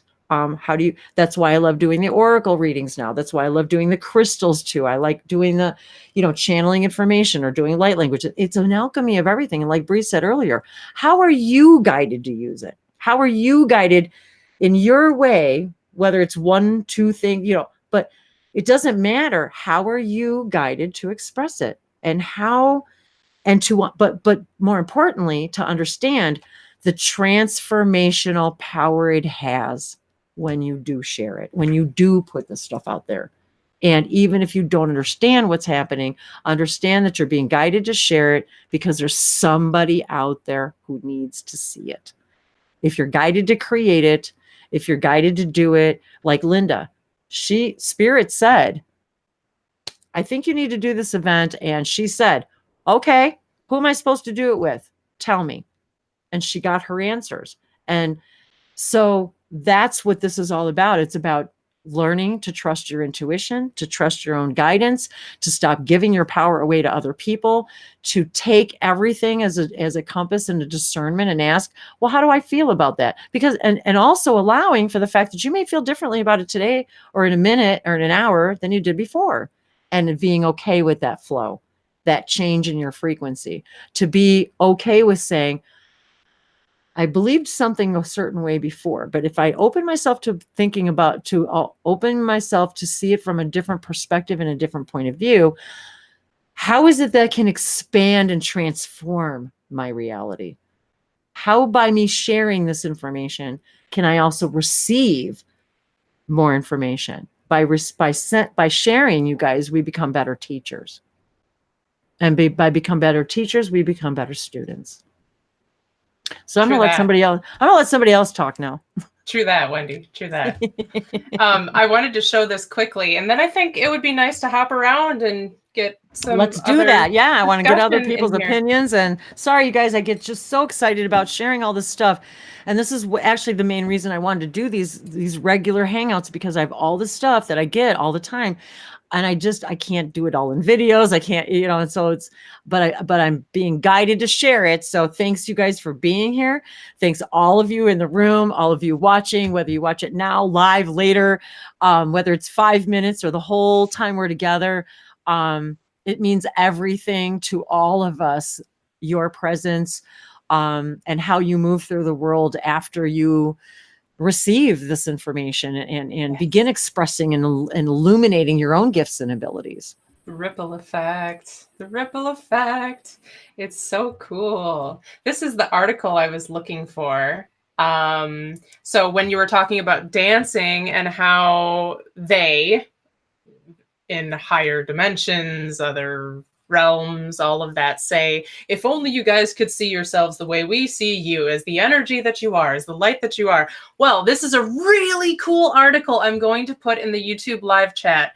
It is called Whirling Wi-Fi. Vibrant images reveal how wireless networks sweep and surround us. Now, guys, I need to say, I truly think that this and other visual representations of this are how people are going to start understanding that everything is energy, that everything is light, that everything is sound and color, and because look at this. Look at these images. I'll try to show them a little bit better. So this guy takes a slow, what is that called? A slow release. Yeah, so he changes the speed of the shutter, I think. And, right. And he explains actually in the article how he does it. And these are images of Wi-Fi. Now, what's so cool about this is that here's a full, better image. What's so cool is that he actually uses the correct term that is already used in the photographing of the electromagnetic field, the aura around us and objects, even inanimate objects and, living objects like fruit and animals and everything. It's called, oh God, I'm blanking. The whatchamacallit, that's what it's called. Hold on. Kirlian. Good thing it's right in front of my face. Kirlian, there you go. That's right. Yes, Kirlian. Photography. And at a lot of spiritual fairs and psychic fairs and stuff, there are actually now a lot of Kirlian photographers that are popping up. You just have to get the equipment and ta-da, you can photograph somebody's aura and you can see the field of color around them. This is what Bree was seeing and what some of us see. And this was the Celestine prophecy talked about, that of being able to start to see trees and auras of plants. But this is what they were showing me in my guides when we're moving energy, whether it's with sound and dance and light languages and all that. And when Bree said she saw colors coming out of my mouth with the light languages, that's exactly the vision I got when my guides told me about how we move energy and how when we dance and sing, how if you guys could actually see what we see, you would see what you're doing and how you're actually moving the energy and how it looks like that. And the other thing is imagine what it looks like in your house, you guys, with all the Wi-Fi going around. Yeah, this is just Wi-Fi that he was capturing. This is not everything else. No. And all, I mean, if we really saw, if you really could see what we were doing with each other and how we merge into each other's colorful auras, and how we bump into each other, and how we and what actually happens when we have a communication with our plants and our animal kingdoms. And you guys, and I almost forgot to tell you, I looked down and I saw this, the dragonfly. So this morning I'm out here meditating on my front porch, beautiful breeze, gorgeous day. And all of a sudden I hear distinctly, you hear the sound of wings, really. And you could tell it's a loud, at first I thought it was a hummingbird, but it wasn't that sound. And all of a sudden I hear this click, click, click, click, click, click, and then clunk. And I look over, I swear to God, you guys, I was just thinking about all of this. There took its last breath a giant dragonfly. Not kidding. Last breath, took its last breath right in front of me, turned over and died. And it said to me, this is all you get, guys. This is it. You only get one chance at this perspective. One chance. And I was so grateful in that moment. First I was sad. I was like, oh my God, it took its last breath. I mean, it literally flew over here and made me hear it, and then laid down and died right in front of me. And I'm like, I could not have. And then I realized, and I was like, oh, wait a minute. There's no sadness here. I was so grateful for that gift in that moment and that message when it said to me, see how fleeting life is? And this is all you. Oh, that's what they, oh my God, that's what it said to me. It said, you always will be. This perspective, you only get once. And every moment, you only get that perspective in that moment, and you will never have that perspective again. What are you going to do with those moments? That was the message I got from that transitioning dragonfly. And now we're talking about dragons, and dragons can fly. And what did I see? And I was talking about my golden dragon, my golden dragonfly that I took the pictures of you guys that day. And where is it? Oh, my golden dragon. On my healer stones, the stone speakers. And I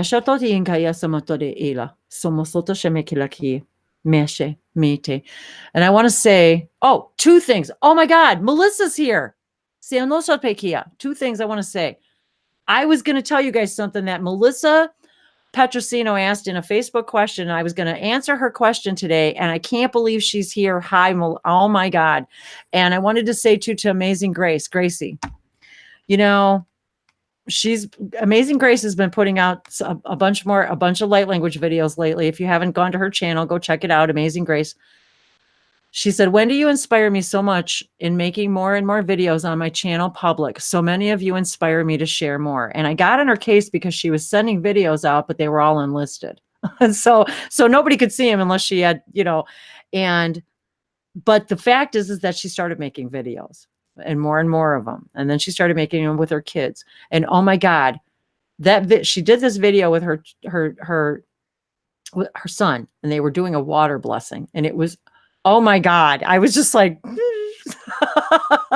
it was so beautiful. So effing beautiful. That's what I'm talking about teaching our children the tools of transformational tools.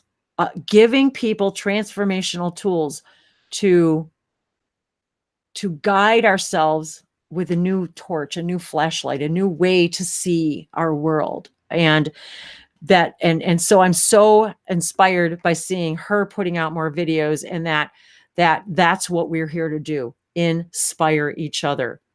And even the word inspire, you guys, aspire. We raise each other. We raise each other's frequency when we are raw and real and authentic and share and are not afraid, because fear is not love. Fear is not unconditional love, and fear is not faith. So no faith, nothing solid can be built on fear.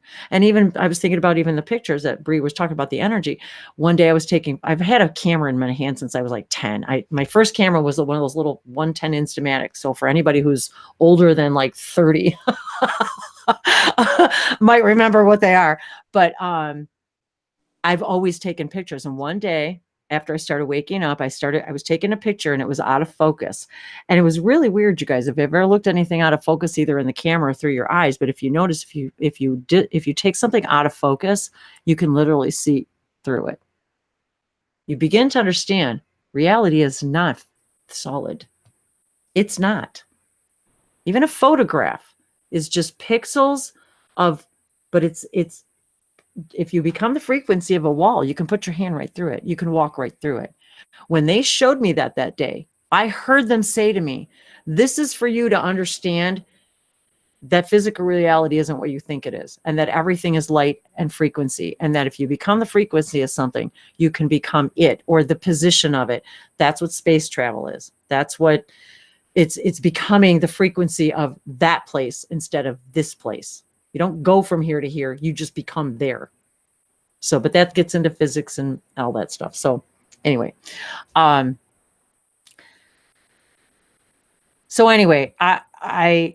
that all of this and that Dragonfly today, like solidified that, yes, you are connecting with us. Yes, you're speaking with us. Yes, you're receiving information.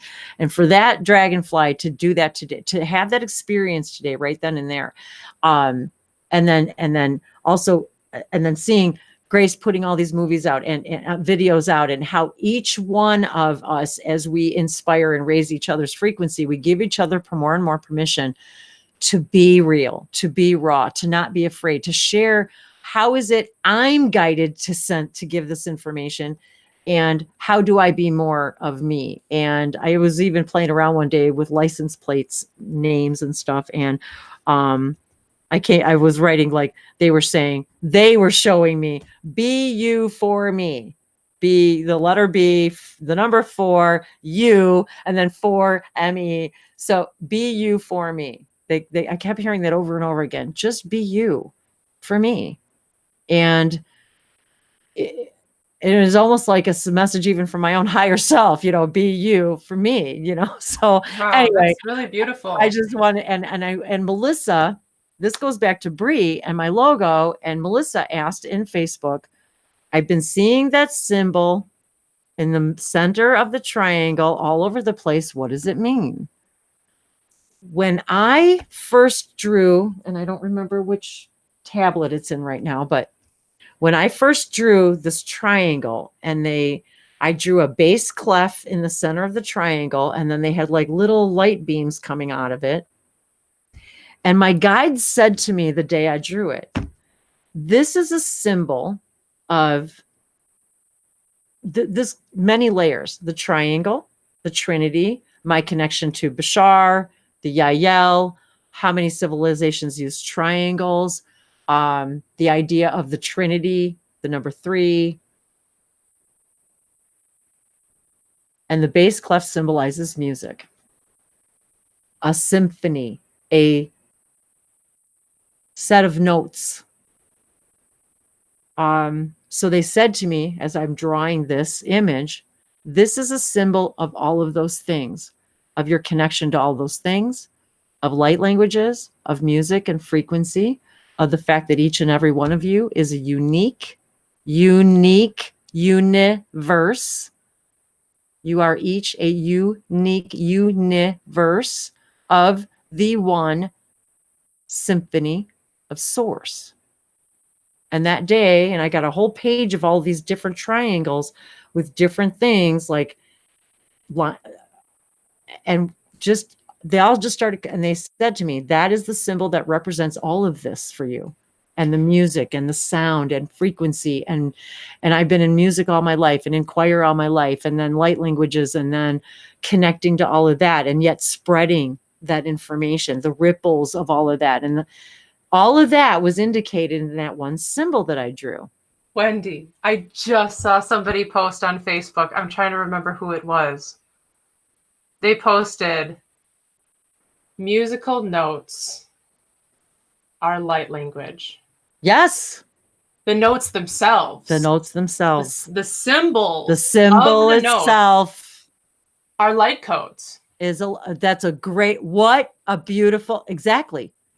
So Melissa, in answer to your question, that's what that symbol meant to me when I drew it. Now, when we were putting up the website and we were just fooling around and I didn't really give it much thought. And Bree was like, well, you might want to go through your symbols and decide what you might want to use, for a logo or whatever.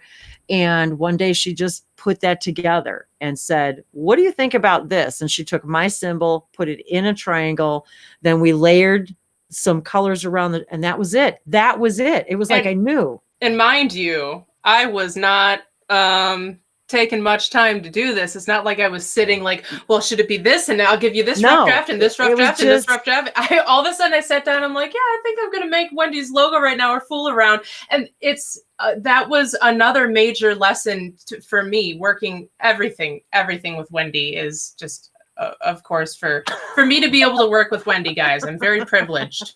Very privileged. Thank you, my dear. With my blue kyanite. I feel the same way. Oh, well, thank you. But I'm always learning more about myself and learning more about all that is, of course. How can I not, right? Don't have a choice anymore. Can't keep my head buried in the sand. But I just wanted to mention that in terms of the creative process, it's so important for us to just let go of all of the pressure we put on ourselves and all of and it has to be this certain way and they did it that way, so I have to do it that way. And it's like, if you just freaking let yourself go, let yourself be, let yourself do what you want to do, it will come out in an incredible way. And it's the forcing and the resisting and the pushing and the controlling that makes it really difficult, at least for myself. So with that said, I don't know if I interrupted you there, Wendy. No, not at all. No, not at all. Okay. Well, why don't we yes, I want to go around the room and actually, and I'd like to want to hear some other information, whatever you guys want to share, blessings, anything that we've talked about today, please do. No, I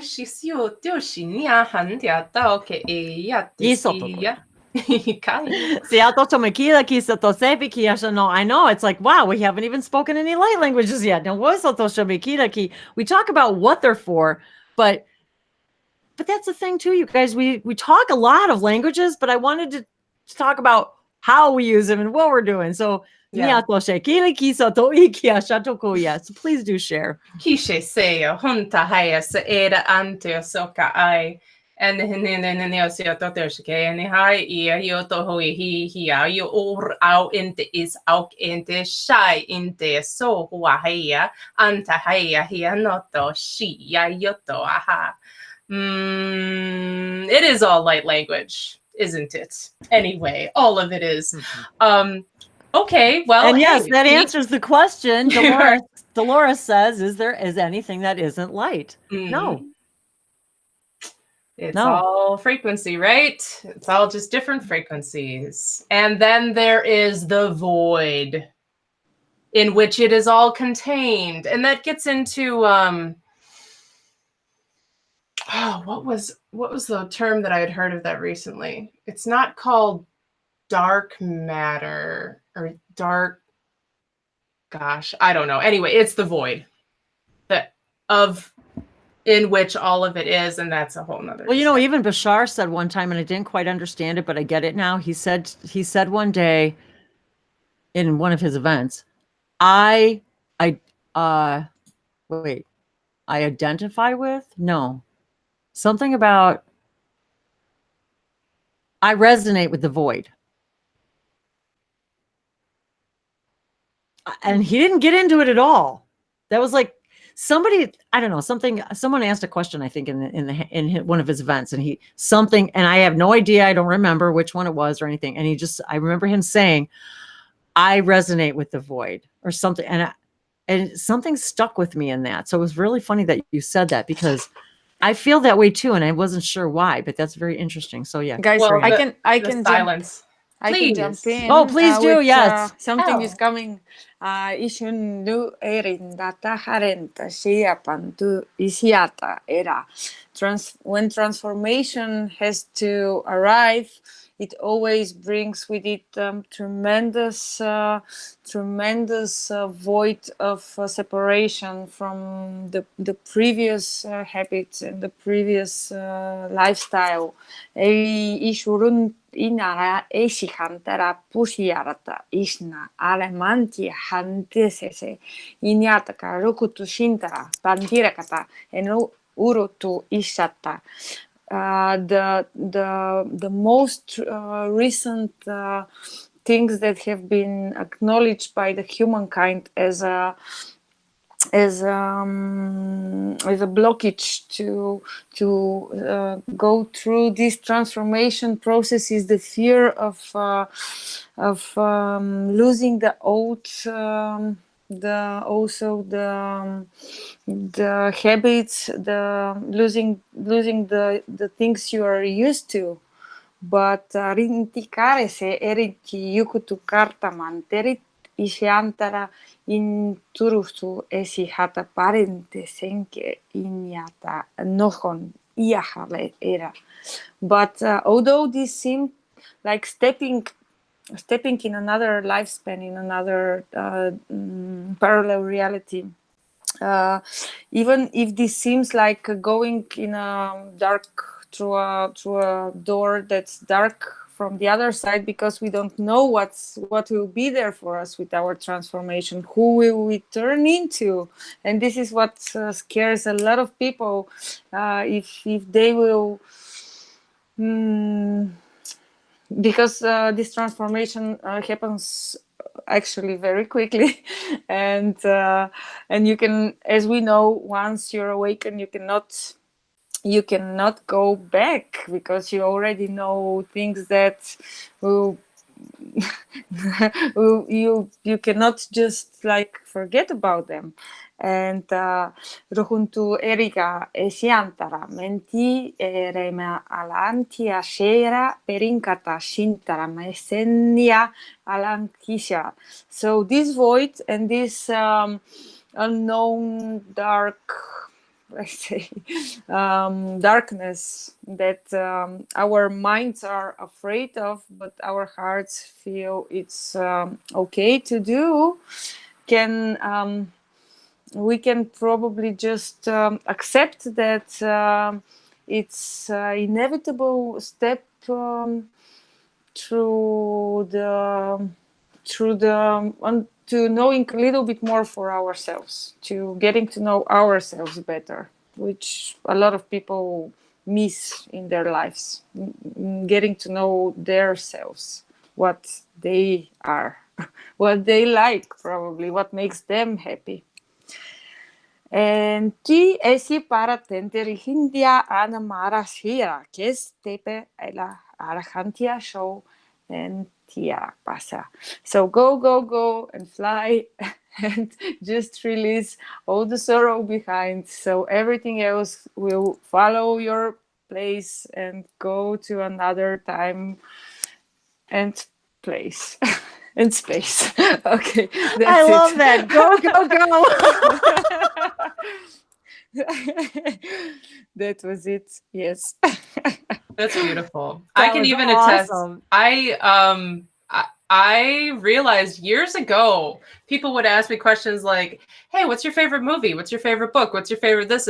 And I would honestly sit there and I'd be like, I mean, like, I didn't know how to answer. And then I started to ask, and this was years ago, I started to ask myself, why don't I know anything about myself? Like, why am I not paying attention to myself and my likes and why am I so focused on everybody else? And it made me start to question. So that was really beautiful, Elle. Thank you for sharing That's that. really great. I can help you. Why do you not know what's your favorite movie?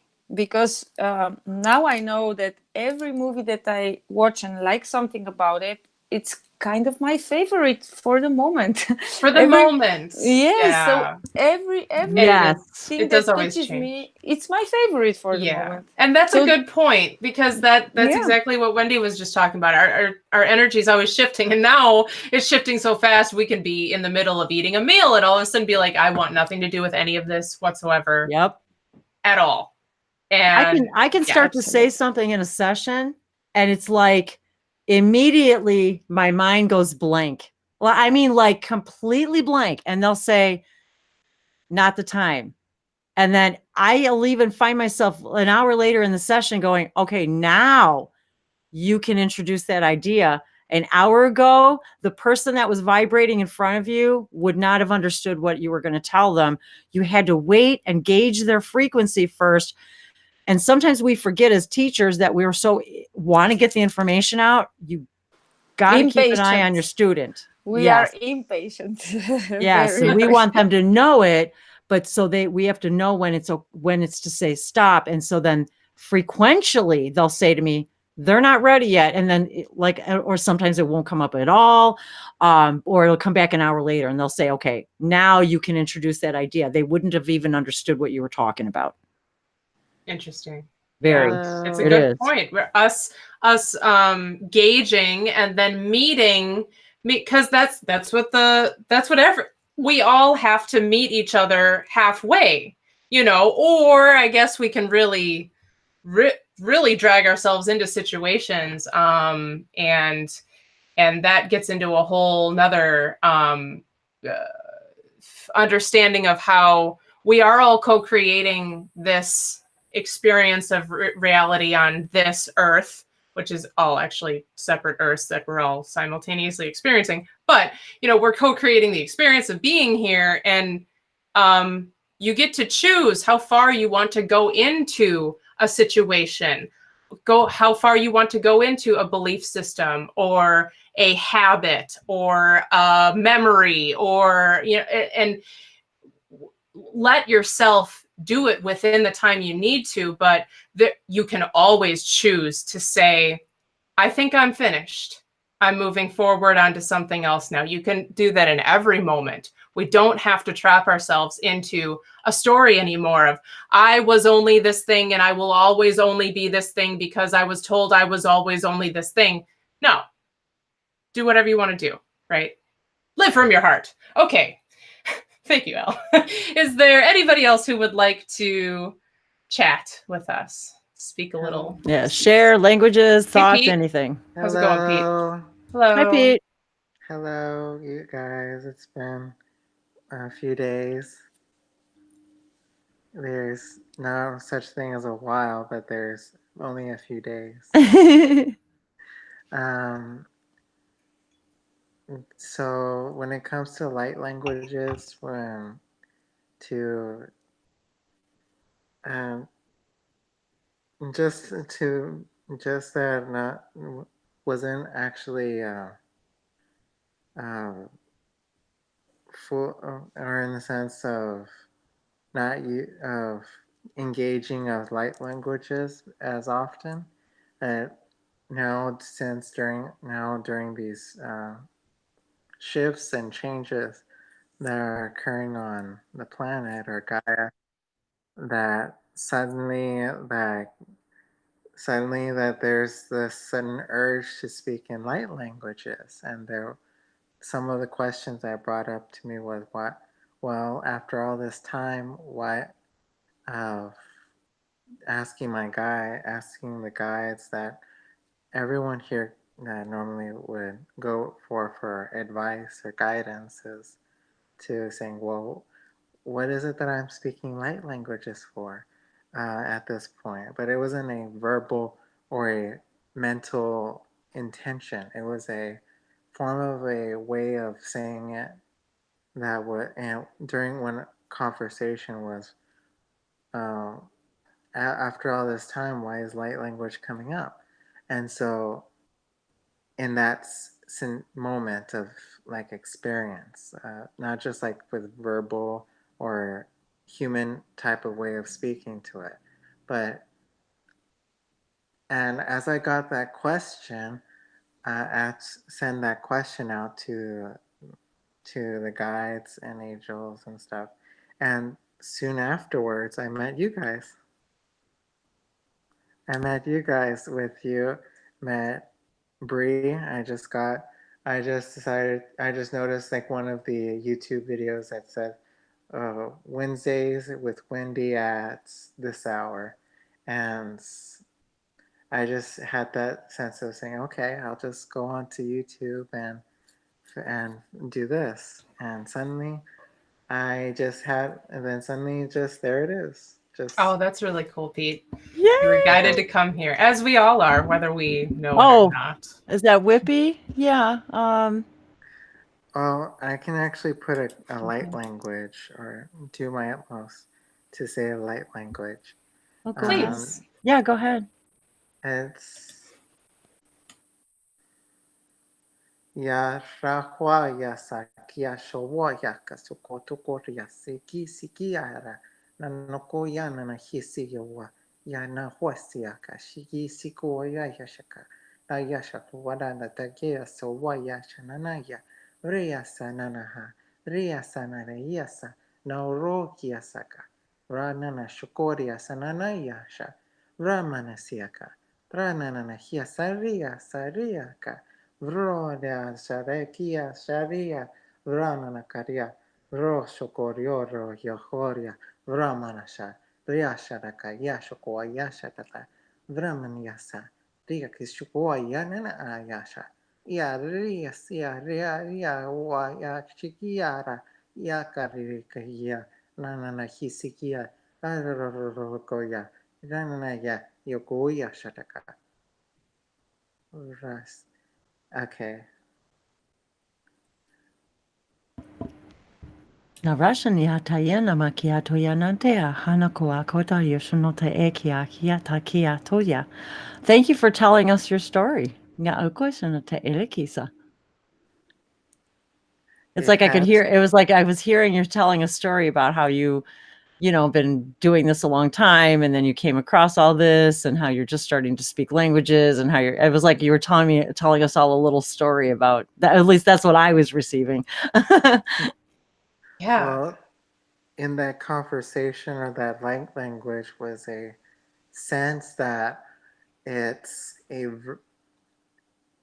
a vibrational version of connecting to a version of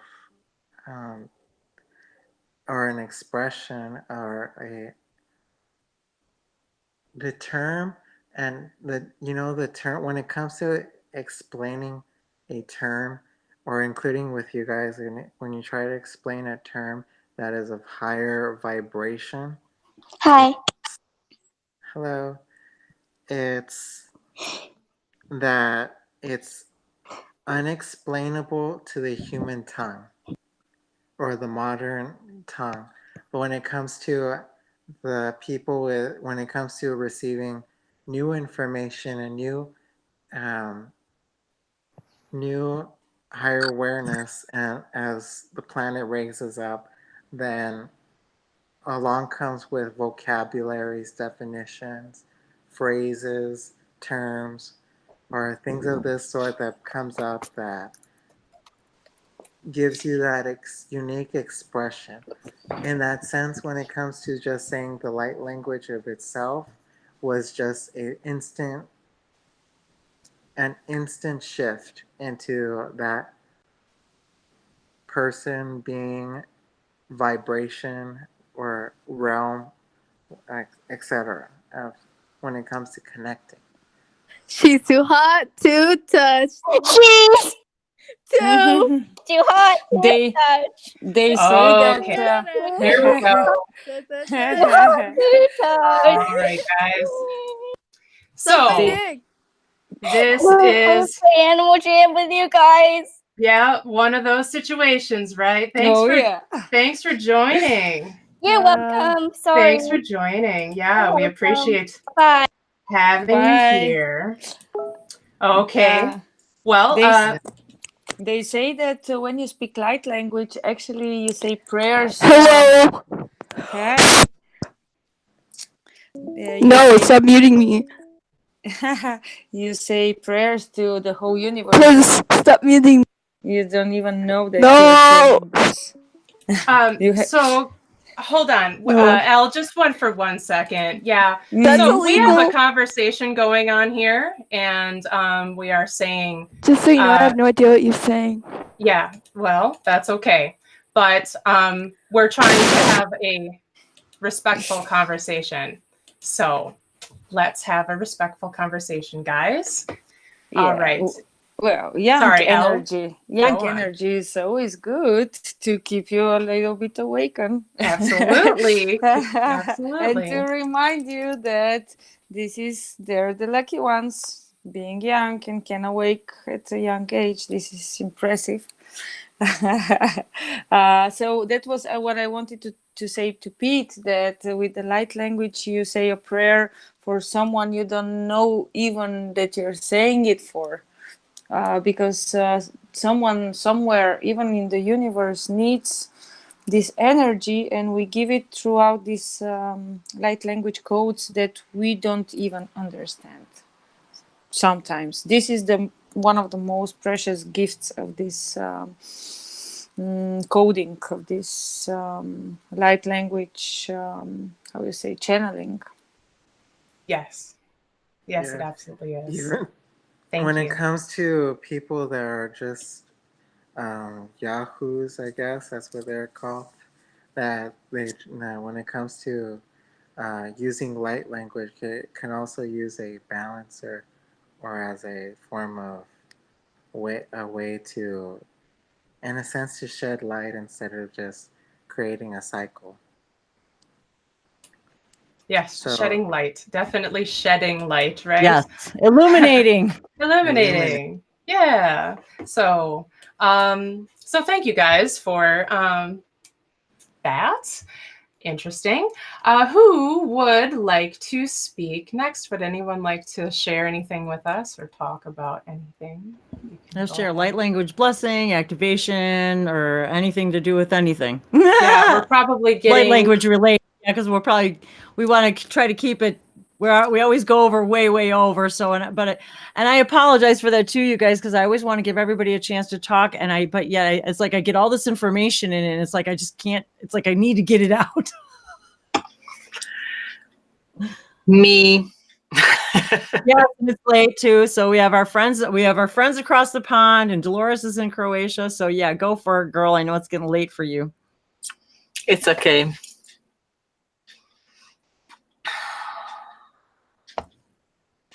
Vayana nala tehea nala marawan nihetekea nala nihawa hame nahente hadente ke hawalana ni hale kaladna hate nhente nala namawane he ntalala handa kerena nahrene he nhe. I will try to say it in English. I'm not sure will I success, but a light language is for me, among other things,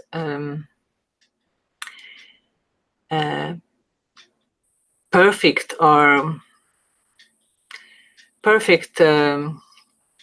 express of mind of the source when is in use. The common mind switches off, and that what is the true, that is I am, that what we all are in our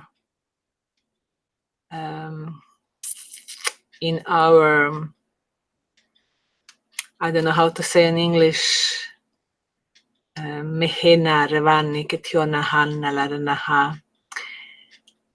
In our essence comes out.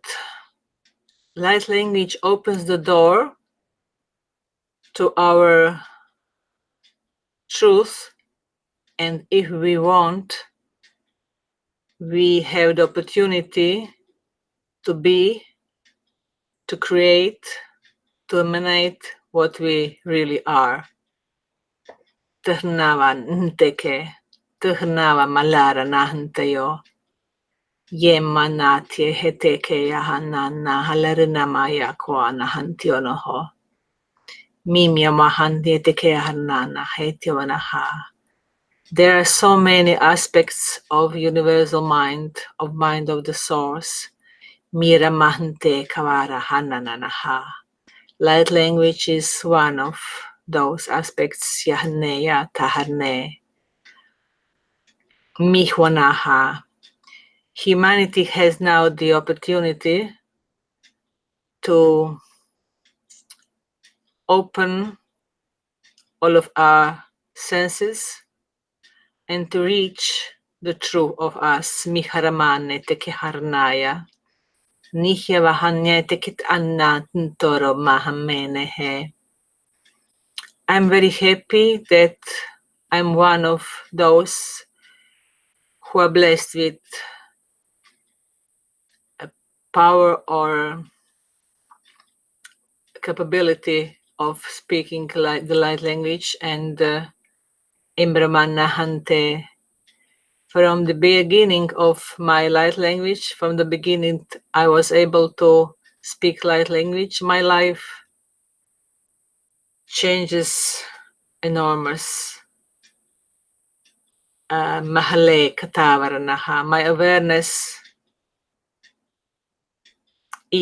became so different. My perception became so different than before I was able to speak light language. Maharna vatana nahayo ntake immo nahaterenehe. I became capable of living from my heart, not only from my mind. Tiheya vanaha mihwaranahanteye. Light language gives me this opportunity every day. Matyanako taharnata varanahaye, emyomanahaye. Light language gives me opportunity to feel, to sense other hearts, to sense that I am everything that is. Yahyatononaha, tyaharanamanaha. Because all those thoughts of my mind somehow shut down, and I am not empty but full of life that is in its essence. Marena antakaravana hantyanoko yanehe toyana intiaravana hantana kanya horemawana heteke yamano hotoko yamano mahavarana hayeta kane hatanekeya miharnata miharvanantanahayo mihlanakantaya tehera manahaya ketehe. My person is just one of many facets of human family. Miromananta kataravana yehe. But I don't feel that my heart is separate from other hearts. Tiharnata keveneheyo tanana nahalaneke. Imo nahaye. Imwo mamahanteyo. Imwo mahantanakayo. Me, I'm free to love unconditional. Taravana hantyake hamanyanataha. What I wasn't able before. Mitravana hanteya kiennata ntere mamanahayo. Imyamanahaye. I'm not the prisoner of my beliefs as I was earlier. Tehananta nahayo. Imyamanahantere evana. Hantiki ayanatyanatnte. Timya mahabakarana. Pakarna mamta. Mihwanatayo. Mihwanamantekeyo. Intilalanete kiata ravanete kiamamavato. Vayo nta. Vayo la kleya la halarana. Antravanaho ye kiemanahante. Teleya. teleya yehimanaha. We all are coming from one source, tiharamanaha etekeya. We all are that source, yatanya takanayo, tanyete kihamana tarahamana heke. It is so joyful to be aware of that. Ntara makamaran yatakoho. Miamanehe. Tavarana tihantayo. Tavaranya makintiaramana hantinoko. That what someone calls or named my guides, now I am experiencing like I should say my inner who am I, my inner who am truly I, taharneyo mahayaneke. Somehow I sense that all of voices I am hearing is one voice, tiherianato. All of voices are coming from my inner source, tahnakavana hantelerneyo, immomana hanteya ketnaha. Light language is responsible, English. Thanks to light language, I am aware of that. Itaran hantere kata, interavar nekiomar namatake, antravana hantanokaya. I am the light. I am love. I am joy. I am you. Whoever you are, whoever you think you are, whoever you believe you are, I am all of that. Tahanayo. Tahana makrana mahamane. Tahana makramanayo, makramahentane, amrana. Ye yatna mahoina himyane yaharne halanehe yahamanaha hevarana he yaharnaha himyana he hamarana he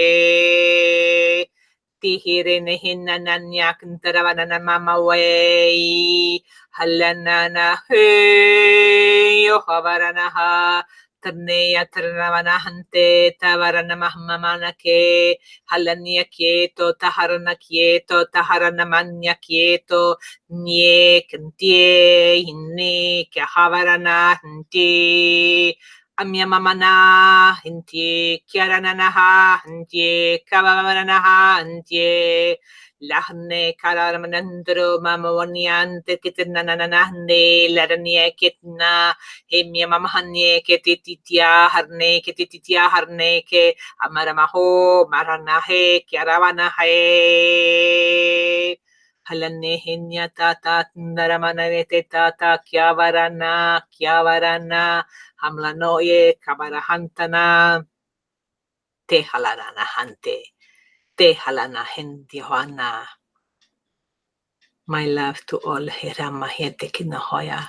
My heart to your heart. Tehivarana mahantye. To all hearts. Tehivarana hantye. Tehivarana mahanye. Joy, love, light, truth. Thank you, sir.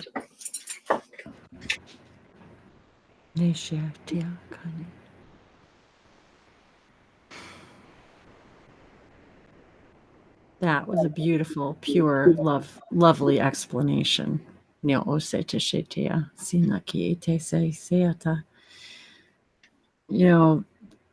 I don't even remember what day it was now. It was a couple of days ago. It was over the weekend, and I had a message that I needed to do a video with Dolores. And then, of course, had the power outage and all that. And we had planned to do something, and the power was out. And so I sent her a message and I told her, but she had sent me a message saying the same day, like, I don't know, an hour later or something, I got a message that I was supposed to do a video with you. And it was really weird. And then all this happened and I wasn't home. And then the power went out and we weren't ever able to do the video. So that was actually really, really extraordinary and very powerful, and just a glimpse at the power of her language, light language, and everything you described. And your words were perfect. Actually, you started to say responsible for, and that was the right word. Responsible. Yes. You are already, couldn't have been a better explanation and a better channeled message for all of us about light language. So, and thank you for sharing that, not only your own experience, but I could feel all of the other guides and everything else coming through that too. So that was extremely powerful.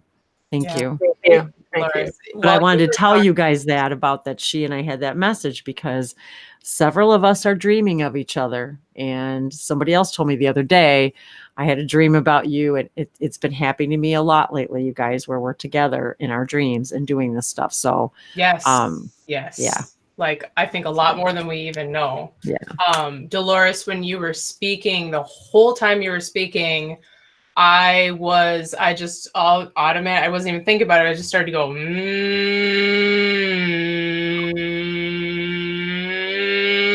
all over the place in different notes. And then as you started to channel, all of a sudden your tone and the energy of what you were bringing through was almost identical to the note in the pattern in which I was doing that.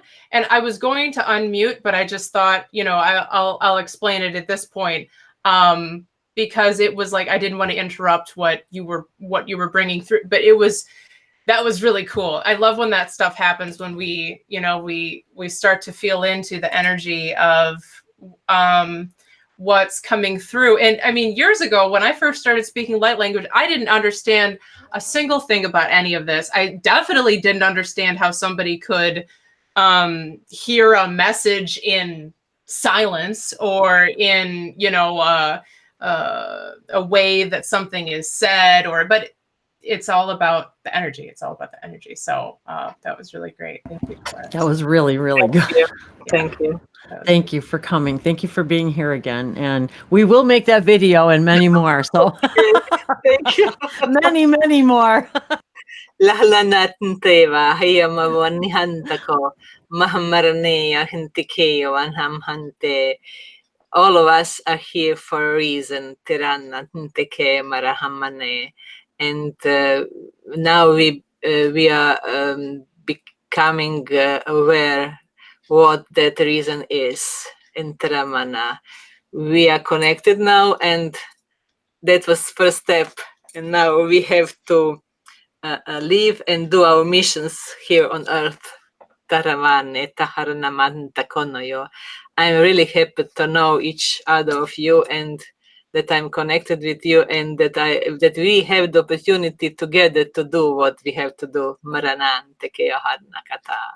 Nia toshe ki elaki no mo otore ki ai ki ata shino otokoyama onani eteshe ekiata ekiasa no totoshe me ekiata kosana teriki somosho toko ilaka mosoto shala halaka seke tamoso se samotose shilaka de elakisana se sono shoroko ki intisa samoso to somaleki itasana kaleki leshono tori isana sari ilokora ko oitiashana saki.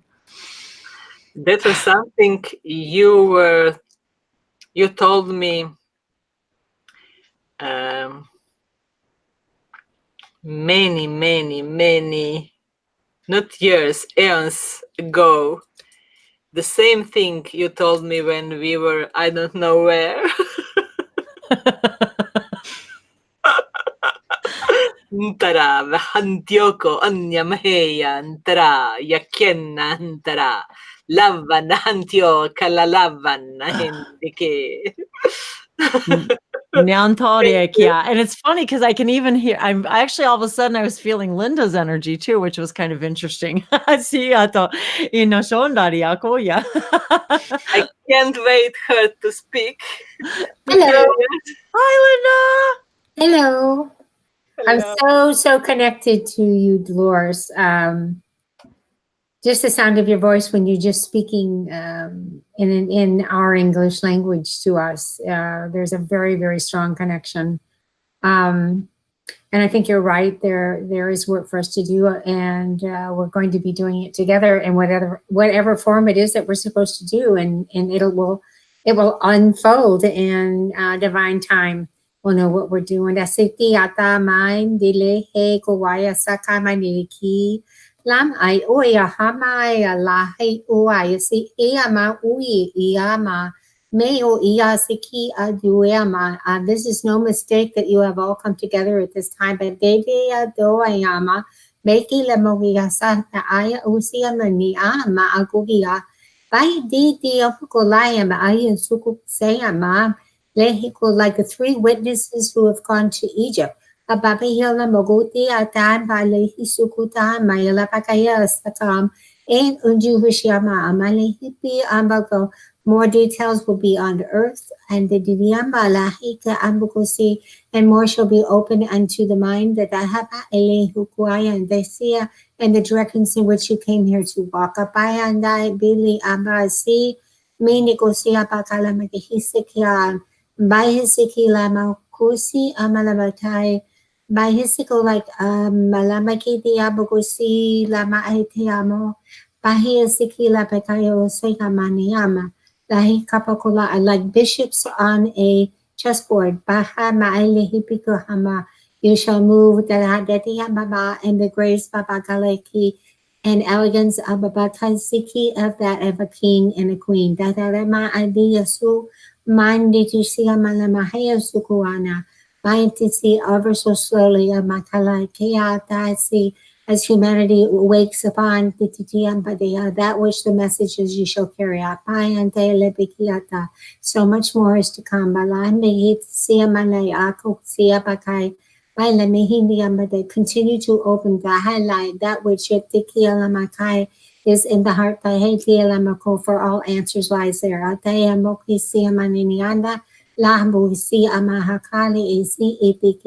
These great things cannot even be envisioned at this time. But when we reach that time, you shall all receive information through dreams. Same day, same time, same place. Will be unfolded unto you. That's the Ibika. It is the heart that you carry abakalabiku that is open talate full of grace, kalabakidiki, gratitude, kalabakadiki, the sikapisuana, named the unlove, kalamikusiku love, kamalilianda abala love, and bishi ambala abala of when imi anamukia my kayo mukishiyama lahikasi prepare yourselves abaleapakutikam. This behind the time is near. Apakalebikisianda by Seal Tutia Sananamai. Behiki, that which is your Puhusiamana time, Puhusi table, Bukasiki, that we do not hold it. Hold here, I mean, Makose, in your time, Alabeki, time is near. Abalasiamani Kusiama. First steps.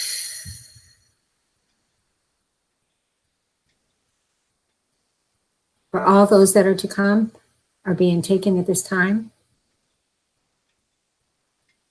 The road and the path are being,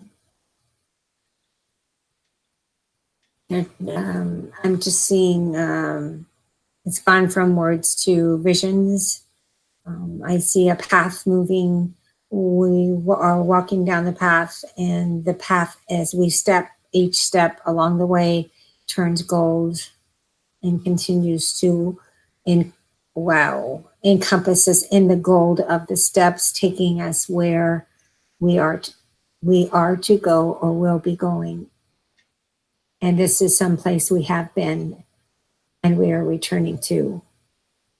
Specifically, I'm getting the feeling of Wendy, Linda, and Dolores in this vision.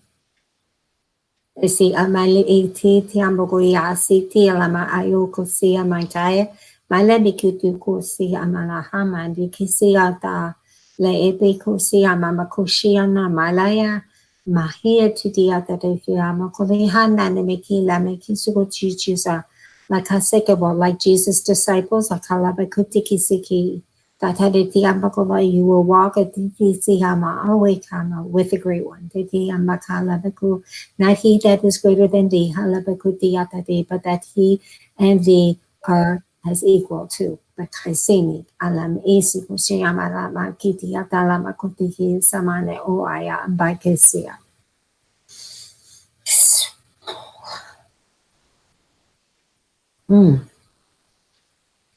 Wow.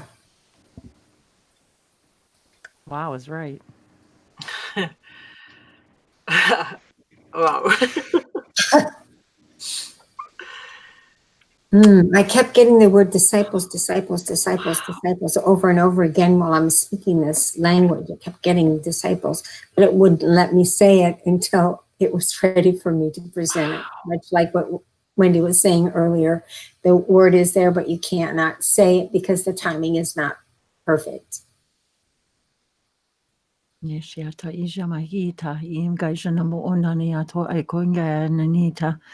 Tengaya namayano mako akuangaya nanamaloko ontodia kiyashana to inkiyashana to imala ikiyasana to rishana omaka kia to isha seto shame elako giano no ako ononeshate. Basically, they're just saying how we're reinforcing our remembrances of our of our other times and lives. And we have to remember that we call it ancient, we call it past, but it's happening right now. Now. And we're literally tapping into the right now, but we just can't understand how the right now is always and has been. And even though we're ancient, we're only now, it all floods in, and it's so difficult to articulate. This is all cosmic. It's all cosmic. And I don't know for sure that they're talking about our physical vessels making this trip or that which lives within our vessels making this trip. Maybe Dolores picked something up there. That what I'm feeling now is that I will try. I'm not sure that I can describe it. The power or the strength that I'm feeling in my heart, which emanates from our connection, is so strong. I don't know how to explain. On Earth, it will be in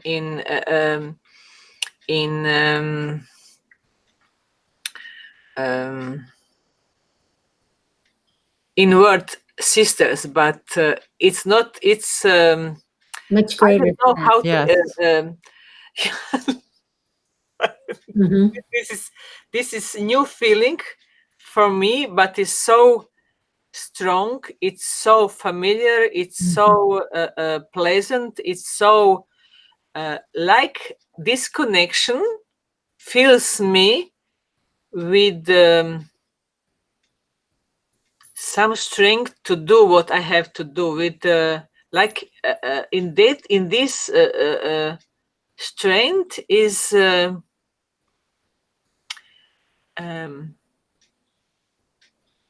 confidence of that what I have to do with all of you, the two of you. I don't know how to explain in English. Okay. I think we all feel the same thing. Yes. I think we're sharing that beyond words. Yep, that whole beyond words thing. Yeah, it's beyond words. That's why we like light language, because it even though it's sound and communication, it's still beyond. It really is beyond words. I didn't get a chance to say goodbye to Don. I was hoping to get a chance to talk. Hold on. Yeah, that's what I just keep hearing over and over, like reinforcing our remembrances of our connections and our work together, and all of us. I mean, and even those of us who are remaining in the room right now. And it's interesting how when the energies come and go, we're reminded of how we are also working in different groups with different people doing different things. And then and it's almost like we reunite here in these hangouts too, and then people will come in and go. It's almost the same way. It's like we're each working on different things at different times. And so, yeah, it's been very, very fascinating.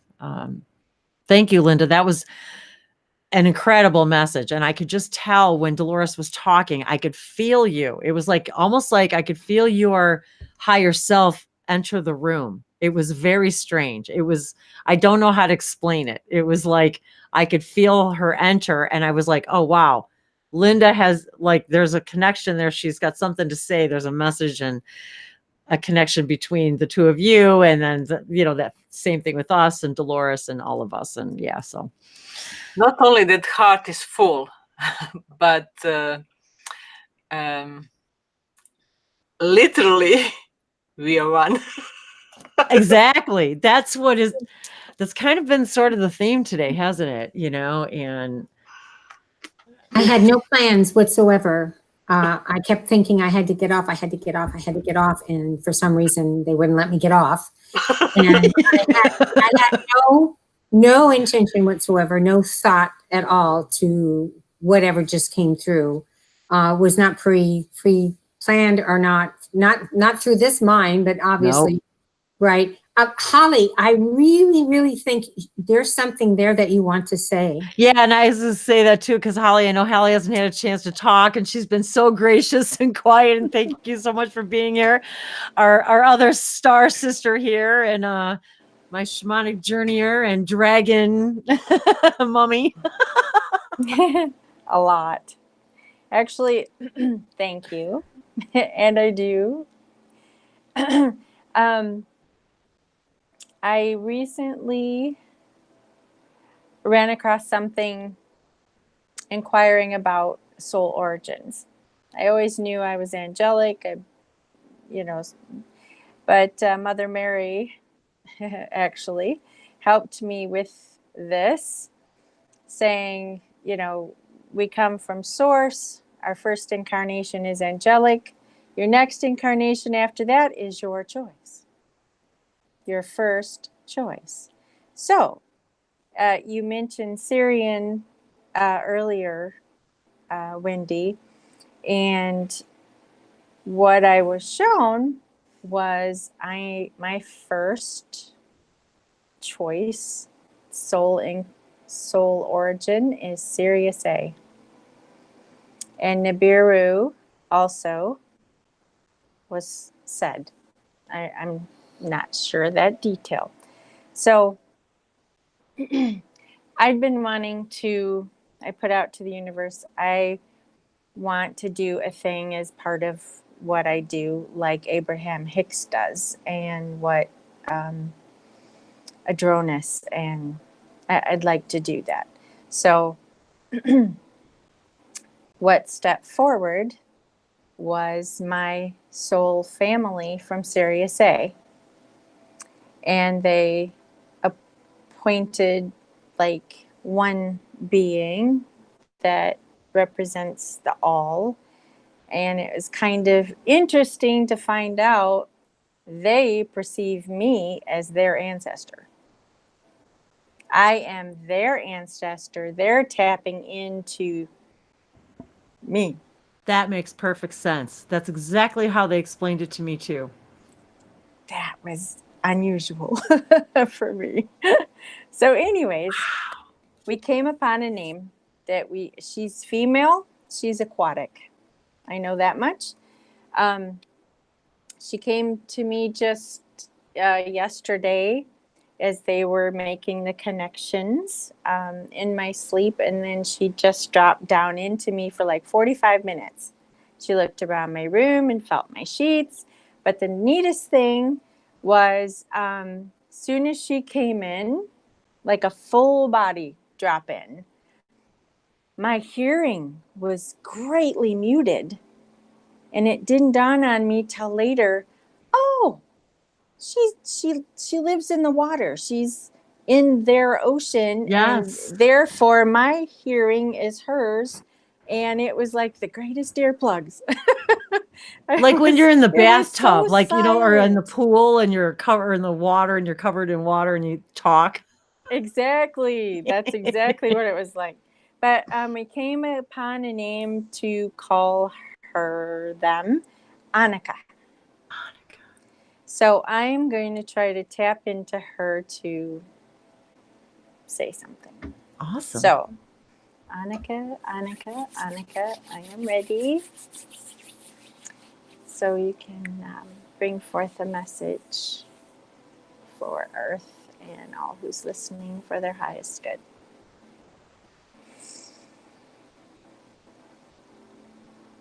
Reachi kacha sa mi chasa kicha ayalayani masasai akaroso ya yenia si chi kichi ama asasi ana kichi ni mo asini arukutsi ania asa yemi ai chi akta ayana asuri akatira arima ayana isi chikasaya inima asa. And she wants me to do this, like ripples. Arakatiana asira chi kita arama asa. Arikita yama ayani chi tsikicha asa yinima asa. Limikatiana anima asosia. Arasia shisikia anima ayania saishini. Arasika ninama asani mikino. Arosasisha kinama asi. Arosu unia ama eniaki. Namaste. Onishia kia sana seto sana zomoja ina kila koya.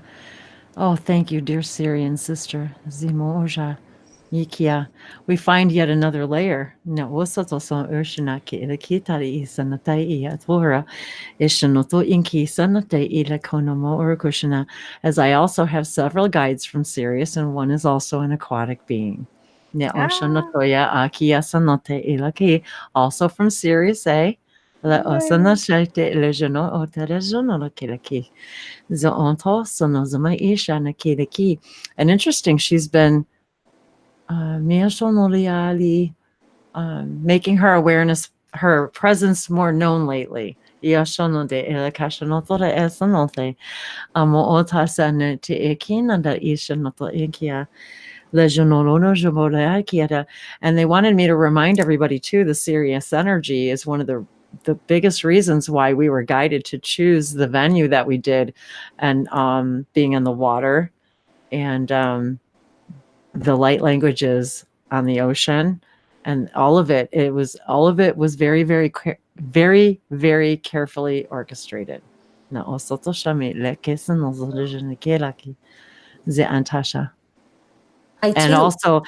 the connections I wanted to say with all of us and the angelics and Mother Mary, and Linda is also very connected to that energy and that archetype energy of Mother Mary. So lots and lots of other new layers of synchronicities with this, with today again.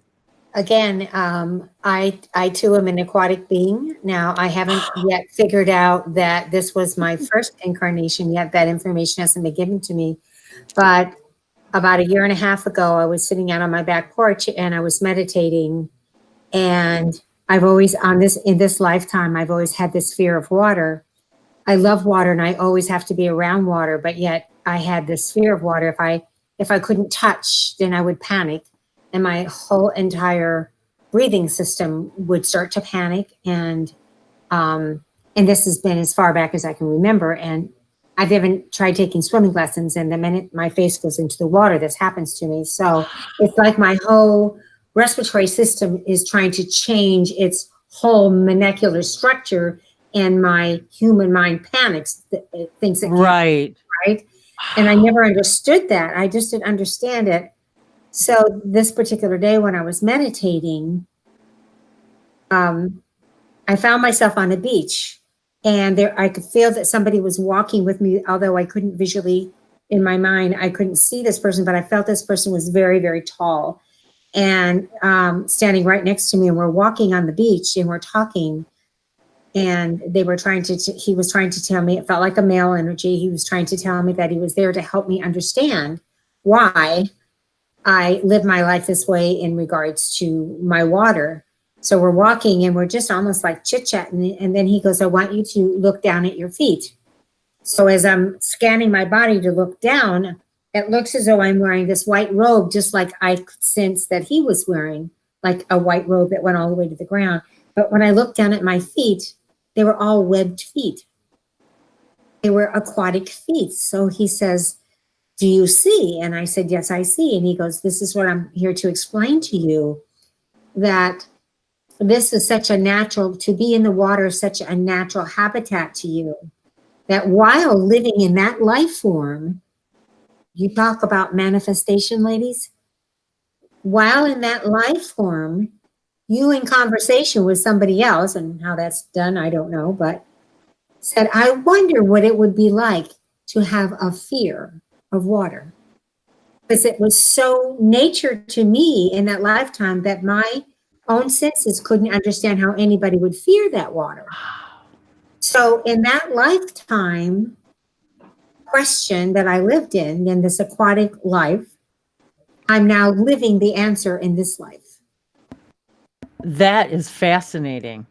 Mhm. That is really fascinating. And I love water, and I've always lived near water. I do know how to swim, but yet I also have that weird, not weird, because I don't want to, I also have that feeling like I don't like to be away from the shore or the edge or I don't like that feeling. And it was funny because I was just talking to somebody the other day about diving and how I always wanted to learn how to dive, but I never could because my whole nose, it doesn't work for me. I choke and I draw in water. And it's like, like you said, it's almost like I hit the water and I forget how to act. Like, well, that's what happens to me, like being thrown in the pool at a pool party. And instead of holding my breath, I just go try like to this, breathe and choke and make myself look like an idiot for 15 minutes, right? While I'm choking to death. And it's funny because I learned how to swim and I had this knew how to inordinate swim thing. too. And my mom doesn't know how to swim. She loves being in the water, but never learned how to swim. And then that was the first thing when my kids were little I took them to swimming lessons and taught, and so that they learned how to swim immediately. I know how to swim, but when I swim, I have to have my head above water. You just have to stay. So I've always admired anybody who could rhythmic swim. Yeah, I can't. I wish I could do that, but. And I can't swim underwater, and no, I can't do any of that. But the whole point of the conversation was to Holly is that, yes, I have had that life. I've lived that life. My main guide is a reptilian. That makes some sort, right? Definitely looks like it belongs in water. Dave, what's his name? Something Atkins.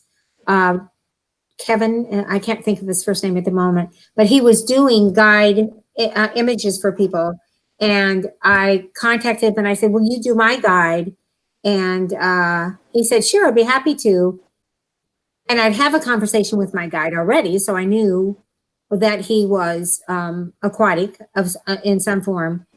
So when he sent the picture back, it was that of what we would call a reptilian. I'll have to show you, but it was absolutely amazing. So there's a connection there with Holly as well, as far as that whole connection. You just reminded me, I had one of those dreams. Well, it wasn't a dream, I guess, but I had one of those flashbacks just now when you said that I had completely forgotten about. I think I had told Bree about this a while back. I think it's been a couple of years now, where I actually had I think it was a meditation but I was having a conversation, a relationship with another female reptilian, but we were mates. We were actually partners. And just as you were talking about it, all of a sudden I remembered having that relationship with her, like an intimate, Loving like an actual relationship. Very Ladies, interesting. Wow. I'm going to have to say goodbye. Well, thank you so much. And thank you so much for sticking it out this long, but wow, look what you, wow. Thank you. Moving Holly. quickly. So nice. It was so gentle. It touched me so. Thank you. Yours It was yours beautiful. as well did me. I'm from all of your beautiful language and just love and the open heart center. I'm just vibrating from head to toe.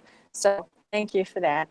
You just made Well, my Holly, day. And let us have this experience with you when Anaki, Annika. Annika and takes over your full body and delivers and is ready to deliver messages. I hope we get to experience that with you. That'll be amazing. I do too. I'm going to start. It's a new thing, very, very new. Oh, yeah. Within a day, 2 days. So Once you get comfortable with it. Yes, it was very unusual and not scary because I was ready for it. I asked for it. So 45 minutes of full body was pretty cool. Now my twin flame, he just naturally could do that. He just had a living blast. I wear the poor guy out. I want to talk to this one and that one, and then I get like a full body, and I can like touch them and they touch me, and oh my gosh, it's wild. But anyways, I feel all of our love you serious all. connections here. So thank you for that, Holly. Thank you for opening that door today. Thank you, Annika. Is there a Blu-ray? She's so Is that happy. a Blu-ray? A Blu-ray. That's from Syria, right? Blue? I believe she's Blu-ray. I believe she's blue. I don't know about the Ray part, but look, you guys, I was going to show you guys this today too. When we were talking about blue, this is actually a painting it's called The Spirit of Flight, and it's where's her Josephine Wall, excuse me, sorry, I couldn't remember her name. Josephine Wall. She's just a delightful artist, and she I have a journal that has this on the cover, and this came with it. It was a gift, but I don't know if you could see her, you guys, but she's blue, and she's pretty aquatic. Yes, she is. And yes, she is. So very interesting that I forgot all through this whole hangout to show this to you guys until right now, but here we are. So this really helps solidify our connection to our Syrians families, and also for everyone else to understand, they don't always look like we think that they do, and to open our minds and our hearts to receiving this information, like Holly, and tending, and then listening. Absolutely. Yes. And then believing. Namaste, everyone. Thank you, Holly. Love you. Thank you. Bye. Bye-bye. Oh my God, you guys. Oh, hi, Gracie. Wow. What? Hi, beautiful people. A day. I mean, I keep telling myself and telling Bree, we can't keep doing this so long, but it's hard to shut it down. Oh, this has been phenomenal. I mean, totally. And the fact that you're here, Gracie, and you're talking, and you're here, and you're putting out videos, and you get to hook up and come in a hangout, and that hardly ever gets to happen. So, wow. Just wow. I do have a song that started coming through. I can't remember who was speaking. She wears glasses. She's the very first one in the list. And then it kept coming through when Linda was speaking. And so I decided to come on and sing it for you guys as a blessing. And so this is what's been coming through during healing circles. I'll mute myself when I'm done with it. I'm going to mute myself now so that I don't. Hole so tunaya, hole so tunaya, hala so tunaya, itunaya.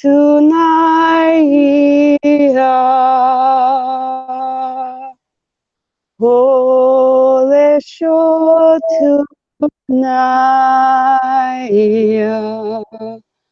hole shotunaya,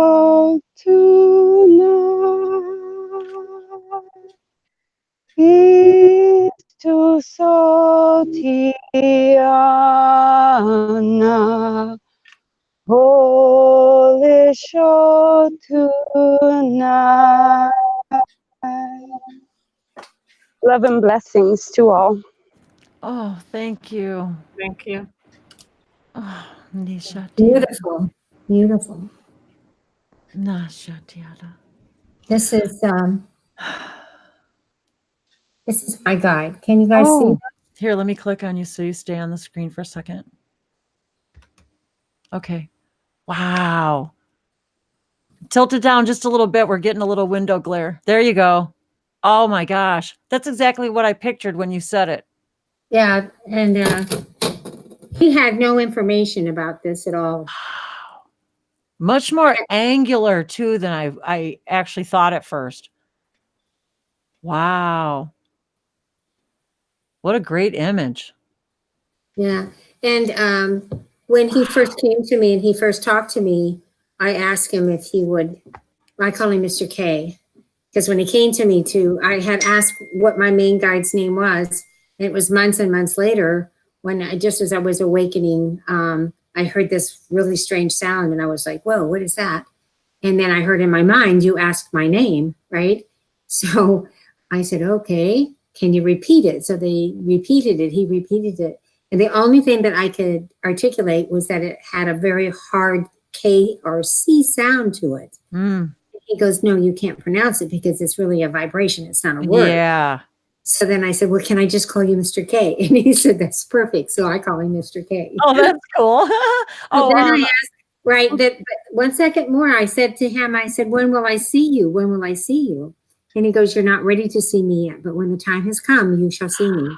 So this picture showed up like a year later. Oh, wow. So that was when you were ready to actually, well, because sure. I mean, I could see that if somebody were to show that to us before we're ready, there's that scare factor. And all of us think that we want to meet our guides and see our ET families just appear in our room. But to be honest with you guys, even me, as all the experiences that I had, I would probably freak out. I mean, seriously, if you think about it, if they just appear in your room, you're just like, okay, I said I wanted this, but whoa. Like, so I can see that, Spiritual Butterfly wanted to know in the chat on YouTube, who drew it for you? His last name, I think, is Adkins. Oh, wait a minute. His name's on here. Hang on. Jason. I think it's Jason Adkins. I haven't seen him on Facebook a lot lately, but you might try to friend him and see if you can find him. I know he was on Facebook for a long time, and he did a lot of these drawings for a lot of people who requested it. So, and he didn't charge anything. Wow, really? Yeah, he charged nothing to do them. Wow. I didn't get charged for sure. So, yeah, see if you can find him, Jason Atkins. That's cool. Kind of dropped off the radar. I don't know why. The thing about it is my entire life, I've always had a good relationship with lizards, which is really weird. So have I. And I've got run away from them. Well, you live in Florida too, and I'm in Tennessee, and I have lizards running all over the place here. And I was talking to one yesterday. I'm very protective of them. I am too. Isn't that? And these cool ones we have here, I think they're called eeks. They have blue tails. They are so dang cool. Yep. I had a cat here for a little while, and she used to try to catch them, which was human nature, right? And my dog, every once in a while, she'll run out and she'll chase them, and I'll always get between her and the lizards. Like, no, you can't Oh, that's I even wow. pick them up after the animals have drug them in the house and put them outside, hoping I can save their lives. Animal rescue, lizard rescue. Oh my Yeah. God. That's my sort of thing. Like when I'm teaching my students about the dinosaur extinction, I'm like, and then they went extinct. They didn't actually go extinct, but you know, And for anyone who doesn't know, Bree is an ESL teacher. She teaches English as a second language to Chinese children, and she has to get up really, really, really early in the morning so that she can. That job changed my life because I never thought I would ever be a teacher. I never thought I would sing ever. I could never imagine myself recording an album.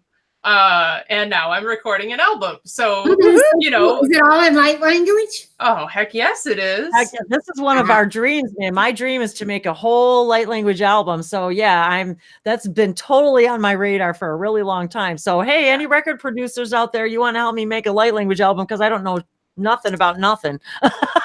Yeah, that is part of the piece is, you know, finding people who can assist in the way that you're feeling. I really believe that's one of the reasons why my guides brought me closer to Nashville, because it's Music City. Mm-hmm. And so whether I found some guys at a sound bath. The sound bath it was an expose, and Sherry was there. Sherry Kaplan was there. I was just thinking about her.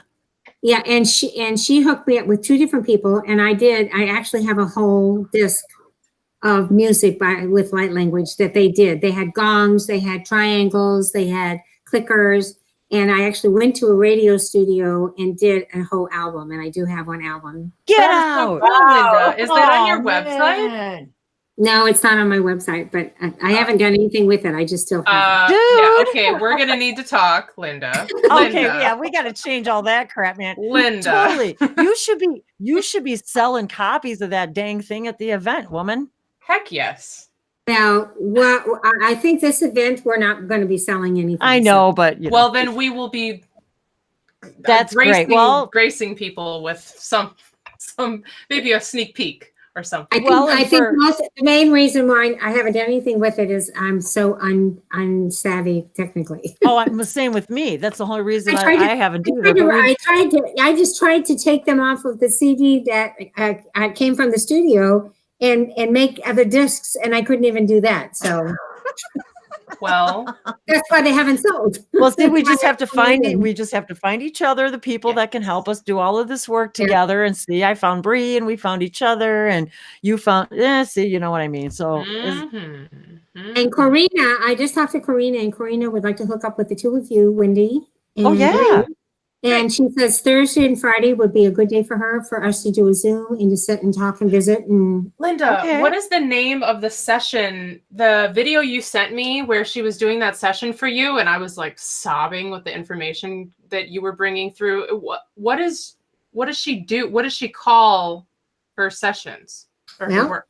You guys set up a Zoom and you'll find out. Oh, okay. We can do that too. Yeah, it was. You can get it right from the horse's mouth. Great, because it seemed. I mean, she was obviously bringing through energy and information, but there was more to it than that. So yes, there interesting. Is. And I don't know. I don't even know her. I asked her to friend you. Her name is Karina Carlson. You can reach out to her on Facebook and friend her. Ask for a friend's request. She already hooked up with Bree. Okay. Yeah, she that has been one of her difficulties about getting out there and promoting what she does, because she has not yet been able to name it, so to speak. Oh, sure. That's why she liked the way you described it when you put it in the ad for the event. Oh, sure. She goes, she described it perfectly, you know. Right.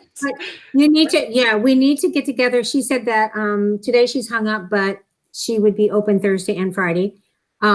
Okay. During the daytime, I can make myself available. That evening, I'm doing a live with Dennis. Okay. A live with Dennis. And once I get that over with, I'm going to go and post. And you need to post about ours next week. So it is so late. I can't. I know you go, girl. I know it's late. You stayed No, but for Linda, Oh, for for Linda's thing. Yeah. it will be 1 a.m. for me. Yeah, you have to do it. You'll have to do a watch it after the fact instead of participating. And to find that, Linda, people can go to your Facebook page, right? Light Language by Linda Lee. Yeah. I saw it today, yes. So that will be what. And do you do those every Tuesday, right? Mm-mm. No? Oh. No. They're just spontaneous whenever. Spontaneous. I love it. Great. And I keep telling Dolores too to put her link in here because for YouTube, but and then she's also got her artwork that she sells. So I keep telling her to put her links in here, but she's got a YouTube channel too, Dolores Amanti Aliyah. And then she and I've done some galactic gatherings on my channel, and her links are on those. And then Gracie, Amazing Grace, she's got her channel out there now too, that she's been sharing light languages out there too. So yeah, it's really nice to see. Amazing. This is so amazing. Nobody was doing anything, but I think Jamie Price was the only one. Yeah. Doing Even when I started, like 7 years ago. I stepped out of my comfort zone and started sharing it. Nobody even knew what the freak it was on Facebook. I was scared to death too. I mean, it was only, there was a few people, Vanessa Lamorte, Jamie Price. There was only a couple people actually doing light languages on YouTube when I first started, maybe just 2 or 3. And so that's how I felt too. Like I felt like this burning desire that it was something I needed to share and help people with, but I didn't know why. And so, yeah. And here we are. What year did you start speaking light language? I started in 2014, about in August of 2014. And then and then by January of 2015 is when they kind of came to me in the woods and said, it's time. And that's when I started my YouTube channel. So it was just a few months later. Actually, I was surprised because it was. And so yours was not long after mine. But I was still really in closed groups. I wasn't out there publicly. I wasn't sharing it on my Facebook yet at that age. I wasn't even on Facebook yet. I was not on social media of any way, shape, or form. All I was on was YouTube and Google. That was it. It wasn't until I met Bree that I started actually, and she knows how I felt about that. I just did not want anything to do with it. And then I did for family reasons. I got on Facebook, but then but I wasn't doing anything with any of this up until just a couple of years ago. Yeah. Well, it sounds like we've got a lot more ahead of us. And it was just people started sending me messages and do you do private sessions and can you translate this and do you know what my symbols mean and can I meet with you and how do I talk to you? And all of a sudden it just became to the point where I was like, okay, maybe I need to start doing private sessions. Maybe I need to get myself out there. And so then I started kind of doing private sessions and kind of letting people know on my YouTube channel, yes, I'm doing them, but I was in no way doing it. I wasn't marketing. I wasn't putting myself out there. I wasn't sharing nothing. And it wasn't until I started doing sessions a few years ago, but it wasn't until this year in January that Bree and I that we really launched the site, but we were working on it for a few months.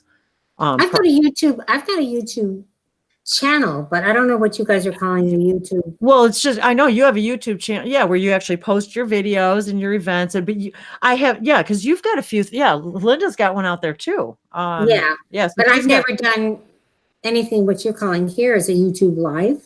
Yeah, this is through. You actually set it up in YouTube. And but then to be able to join the room, you have to use Google Hangouts. But and then together, and it's easy to set up. I mean, Bree and I can easily walk you through it. As far as how to set up a live one, if you wanted to do it on Facebook, and then eventually, and this is one of the things that. If you like this information, and you guys want to donate to the channel, you can go to my website on my contact page. I've got a donate button. Or if you want to help us out with the event, toward expenses, even if you guys can't make it and you want to help us out with expenses, it's just, this is not a profit thing. This is just because we want to do this and it's all coming out of Linda's pocket, our pockets, we're all just doing this.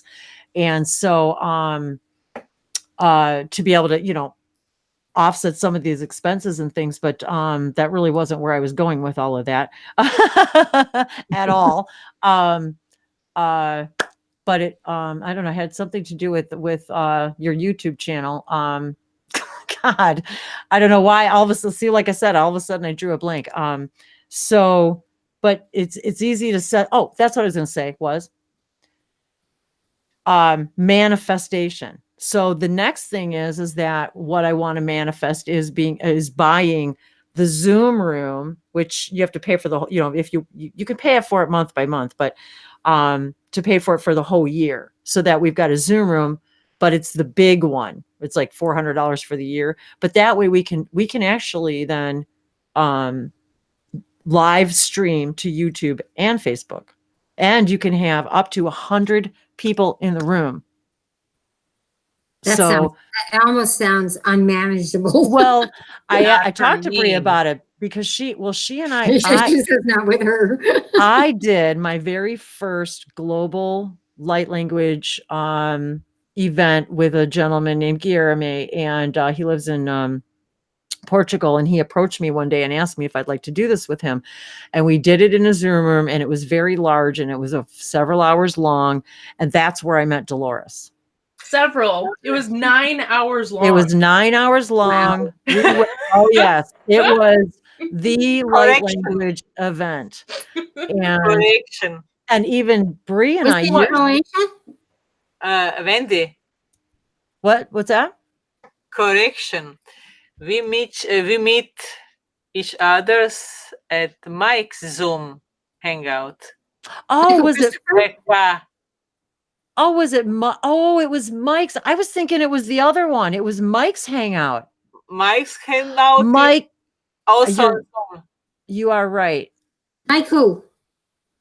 He's not really on much anymore. He goes by Tway Ka. Now, yeah. Wait, an Oriental guy? No, he's not really. Curly hair. Curly hair. I don't know who it is. He started a group. It was at his hangout. I'm correct. You are correct. He started a light language group on Facebook, and that's how she and I met. I remember. And then when we were in the hangout, I knew immediately. I was like, wow, she and I need to meet. And yes. So it was immediately we met shortly after that, and then I had her on my channel and stuff. But yeah. So as far as YouTube channel goes, yeah. So it was a year and a half ago. Yes. Oh, was it a year and a half ago? See? Yes, a year and a half ago. Wow. And Dolores and I just met a few months ago. What, about 6 months ago, 7 months ago? Around 6 months, yes. Was it? Okay. And I immediately, as soon as I heard her work, I was like, oh my God, I've got to know this person. As a matter of fact, when I heard her work, my thought was, I know this person. I know. That's what I said. I said to her that day, I said, I know you. We know each other. We go back ancient times, millennia, it was unmistakable.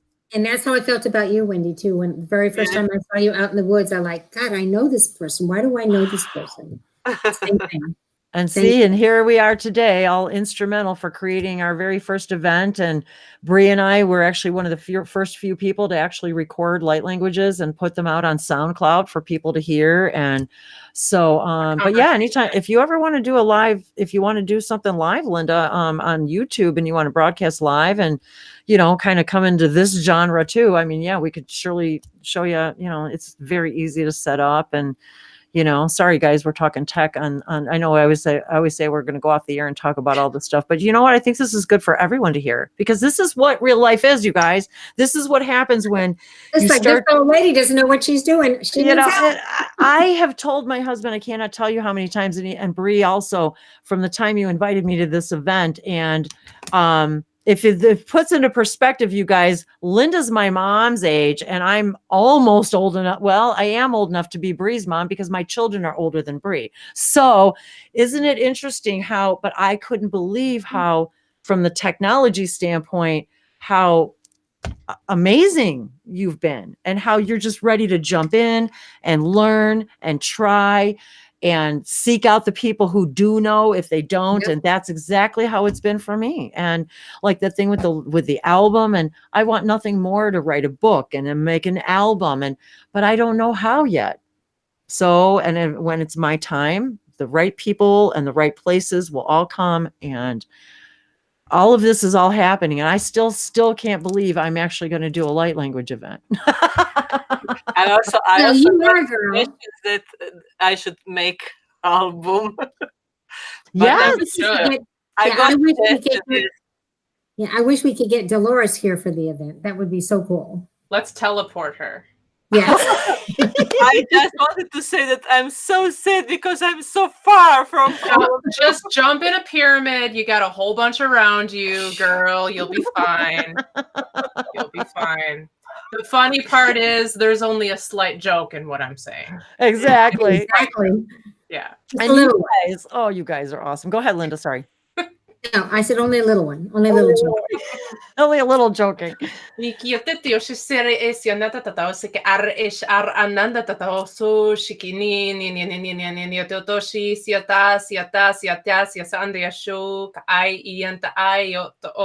Aura o te aura o nana ni ata ai shiki ini ato o se ere ete sia o e shiki hi o Hawaii hoana ai si o sho su tor o tenai ki o hao au ma niau shini si ni o hua hara ane o toa ashi au hi ara antio huki shintiara ai se. It was so playful. I was like, I was hearing her. It was like I was hearing, this is just an example of how much fun you can have with light languages. And this is just an example of the ways that it has enhanced my life and the joy that it has brought me and the people that I've connected to and the places it is taking me and the places it will take me and the joy it brings to me. And how we do these hangouts and we always promise ourselves that we're going to stay on time. But when you're in your bliss and your joy and your passion, time doesn't exist. It ceases to exist. And I was like, right? Until your husband starts screaming, I'm hungry, honey. I'm hungry. Or my dog's like, hey, we got to go. I'm hungry. I am hungry too. So I wanted to thank all of you who have watched all this time, all of you amazing new faces and comments. And I'm so happy to see all of you. And if this empowers you or it ignites you or it inspires you to join us or to go out and do something new for yourselves, try something new, be brave, do it scared. I hope this shows all of you that none of us know what we're doing. And moment by moment, it's all new. And you just got to jump in and just be and not be afraid. Just be in the flow. Just be in the flow. Be in the flow. Our number 8 today, our synchronicity. And so I'm so excited to see all of you and Angela. And I've been watching all of the messages, Spiritual Butterfly, just everyone who has visited and Sandra and Melissa. And I'm just kind of going through all the names here. Just so much. And Gracie, thanks so much for being here. And everyone, Don, and I'm sorry to anybody who didn't get a chance to talk. My apologies. I get really carried away. And sometimes I forget there's even other people in the room because but this is why I felt like that was Bree's message was, Nasoto Shamikia, come in and join the fun, join the party. It's supposed to be fun. It doesn't mean we didn't come here for challenges, you guys, but we came here to learn to learn the tools, to deal with these challenges and then teach each other the tools to guide ourselves and light our way. And you did a great job explaining that, Wendy. Such a fantastic job. Just blew me away. Yeah. I'm going to have to put a timer on you at the event though. So get those. I know. See, she's going to know. She's going to be like, Bree, shut her up, please. She's going to have a big giant clock. Got to get those bullet points in so I can get all that wonderful information. I already told myself that too. I was like, God, I'm going to have to make bullet points. Because Linda's going to be like, God, we have other speakers, Wendy. Can I get a word in edgewise? It's my event.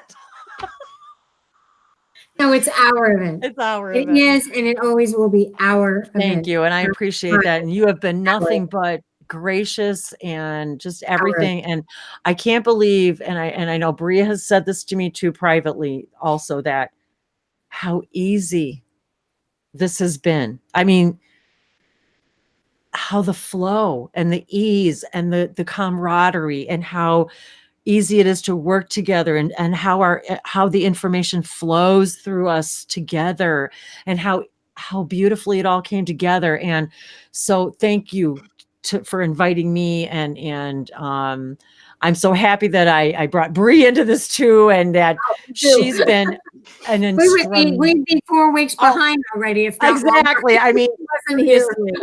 it just, I knew right away. I'm like, we need to bring Bree into this because she's done this before, and She's amazing. She's now just, the there's fact no that words. not only is she assisting in, this is such a dream come true, Linda, because not only is she assisting in putting together the event and coordinating it with you, but she also gets to be a presenter. Yes. With me. And so this is even a bigger step for us. Is we thought, yeah, we would be doing these, but it's that we're doing this, like you said, together. Yes. And so thank you to all of you who are participating here, who can make it to Florida. If you are in the vicinity and you can't spend the night at the hotel, if you could just spend the day with us, come and do just enjoy the camaraderie, come and, just enjoy the beach with us, speak light languages, sing, just dance on the beach, just all of it. Anything that all of us can do to make this an event, to make this the beginning of just a string of successful events, not just for us, but for all of you. Yeah, because that's what it's for. It's for them. It's for the attendees. Yes. We have this knowledge. We already have this knowledge. The whole point of this event is to share and help others understand the power and the purpose of why suddenly they're spontaneously speaking light language, or they're finding this overwhelming desire within themselves. I want to do that. I want to know how to do that. That's where Bree's going to come in. I want somebody to help me activate the ability to speak in this language. And they need to know why they are having these overwhelming urges, why they have these desires. And for those people that just woke up in the middle of the night speaking in light language or speaking in tongues, go like, whoa, whoa, whoa, what's that? They want to know why this is happening to them. And this is the event that is going to help all of those that attend to understand that. And we cannot stress that enough. This is not for our glorification by any means. This is simply to help you, all the attendees, to understand and to move forward on their own path, and to use that ability to awaken and unfold all the other abilities that are still waiting dormant within them to be activated. For many people, speaking in the tongue, speaking in the light language is the very first activation that they get. Once they get that and they start using that, all this other stuff like your coding, like other abilities. Like today, I just realized while I was in the UK, somebody handed me a little locket that they had just gotten in the mail. A friend of mine, Jane, in fact, I was staying at her house in the UK, and she handed it to me. She goes, "Can you tell me anything about this?" And she, right out of the bag, she'd ordered 2 little necklaces, and she just handed it to me. I'm sitting there, never done this before. And all of a sudden I'm getting, there's a stone in it. It's a black stone, and I'm touching the stone, and I'm hearing this, I used to be much, much larger. I'm repeating to her what I'm hearing, right? I'm repeating this. It says it used to be much, much larger. And then it said to me, and I traveled throughout the universe. I said, it traveled throughout the universe, right? And then I said, it tells me it was a meteorite that came to Earth. And she's like, you're right. And she's got a little pamphlet. And that's exactly what it was. My God. So today I'm in the doctor's office with my husband. And I noticed that this woman, that's the nurse that's attending my husband, has on this neat little ring on her finger. But I can't read what it says. So I said to her, I says, what does your ring say? So she says, it says, I'm a little bit Irish. And she takes the ring off and hands it to me. It says it in English inside, and she hands me the ring. The minute she handed me the ring, all of a sudden I see this short, chunky woman. And she's, then this woman, the woman that took it off, said, I found it in the drawer from the house that I just bought. It was in the drawer. When I bought the house, I found it in one of the drawers. And for some reason it fit me. And I don't wear any jewelry on my hands at all, but this one feels comfortable. I can't even tell. So I said, well, I'm seeing this woman. She's kind of short. She's chunky. And she goes, yeah, that's the woman I bought my condo from. Oh my God. So then I hear from the ring, it was time for me to move on. Aww. It was time for me to open the heart of another. And that's what the ring was saying to me. And I'm telling this to her. Aww. And I'm going to look it up because she's wearing it on the second finger in her left hand. So I want to know what kind of things go on with that finger, if there's like a super connection to the heart or what it is.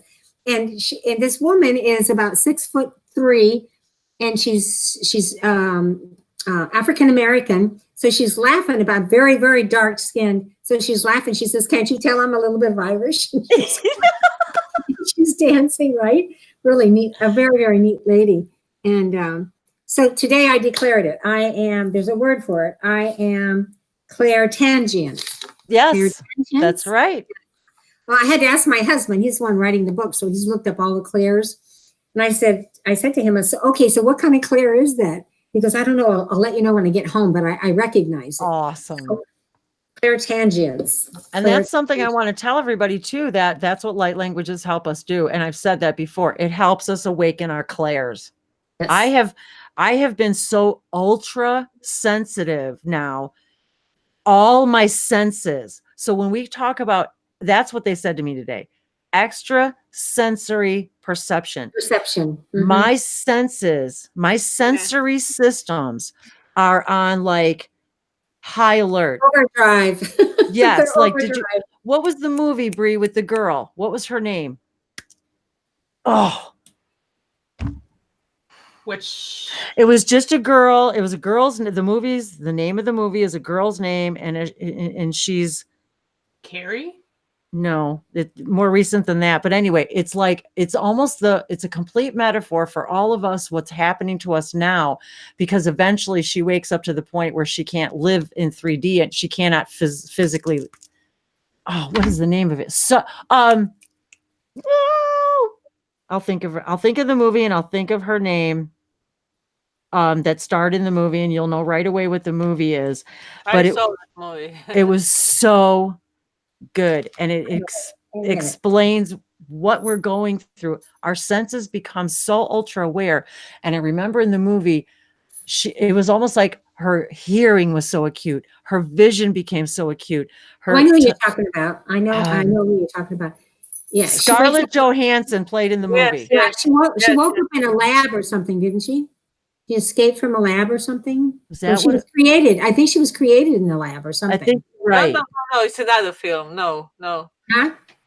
No, in other film she was created, but in that film which Wendy was talking about, she wasn't created. Okay, because I couldn't remember. It was like something, I can't remember exactly what happened to her, but then she started to actually become so accelerated to the point where eventually she knew she wasn't going to live. Like disappeared, but she became everything. Yes. Yeah, she just became film, yes. everything. And so that's what happened to me in the 15th century. I became everything, and I ended up killing myself. That's exactly what happened, because we can't know everything and still live and be dimensional. And that's kind of stuff you talk about. Well, and like even Jesus would say, Time Lord. Like Jesus would say, I'm not what you guys think I was. I wasn't the way you think it happened. But this is what happened to him. He just became everything. And then, and so was able to show us how you can transition and go back and forth and come back to life and, and all those things. And it was funny too, because I had listened to your Alba Weinman, Linda, session with her on YouTube a long time ago. And I didn't realize it until I watched it again the other day that I had already seen it, and I didn't even know you then. Yes, me too, Linda. We saw you years ago on her and we channel. didn't even realize it. And you were talking about light languages, and I was just like, oh my God. And there was one other Alba one. I can't remember what the number was, maybe 178. I'm trying to remember the number now. And it was a woman who was also talking about and she took her through, and she was talking about light languages and the purpose of light languages. And when Linda first came to us with the event, she said, and her original post was, she said, I was going to call it, what was it? Love and light language, or love of light loving light language. Loving light language. And then she said to me a couple days later, you know what? I received something. She said, what do you think of the power and purpose of light language? And I'm like, that's it. That's the name of the event. Yeah. And it stuck. And that's how, and believe it or not, that Abel Wyman's only just barely over a year old.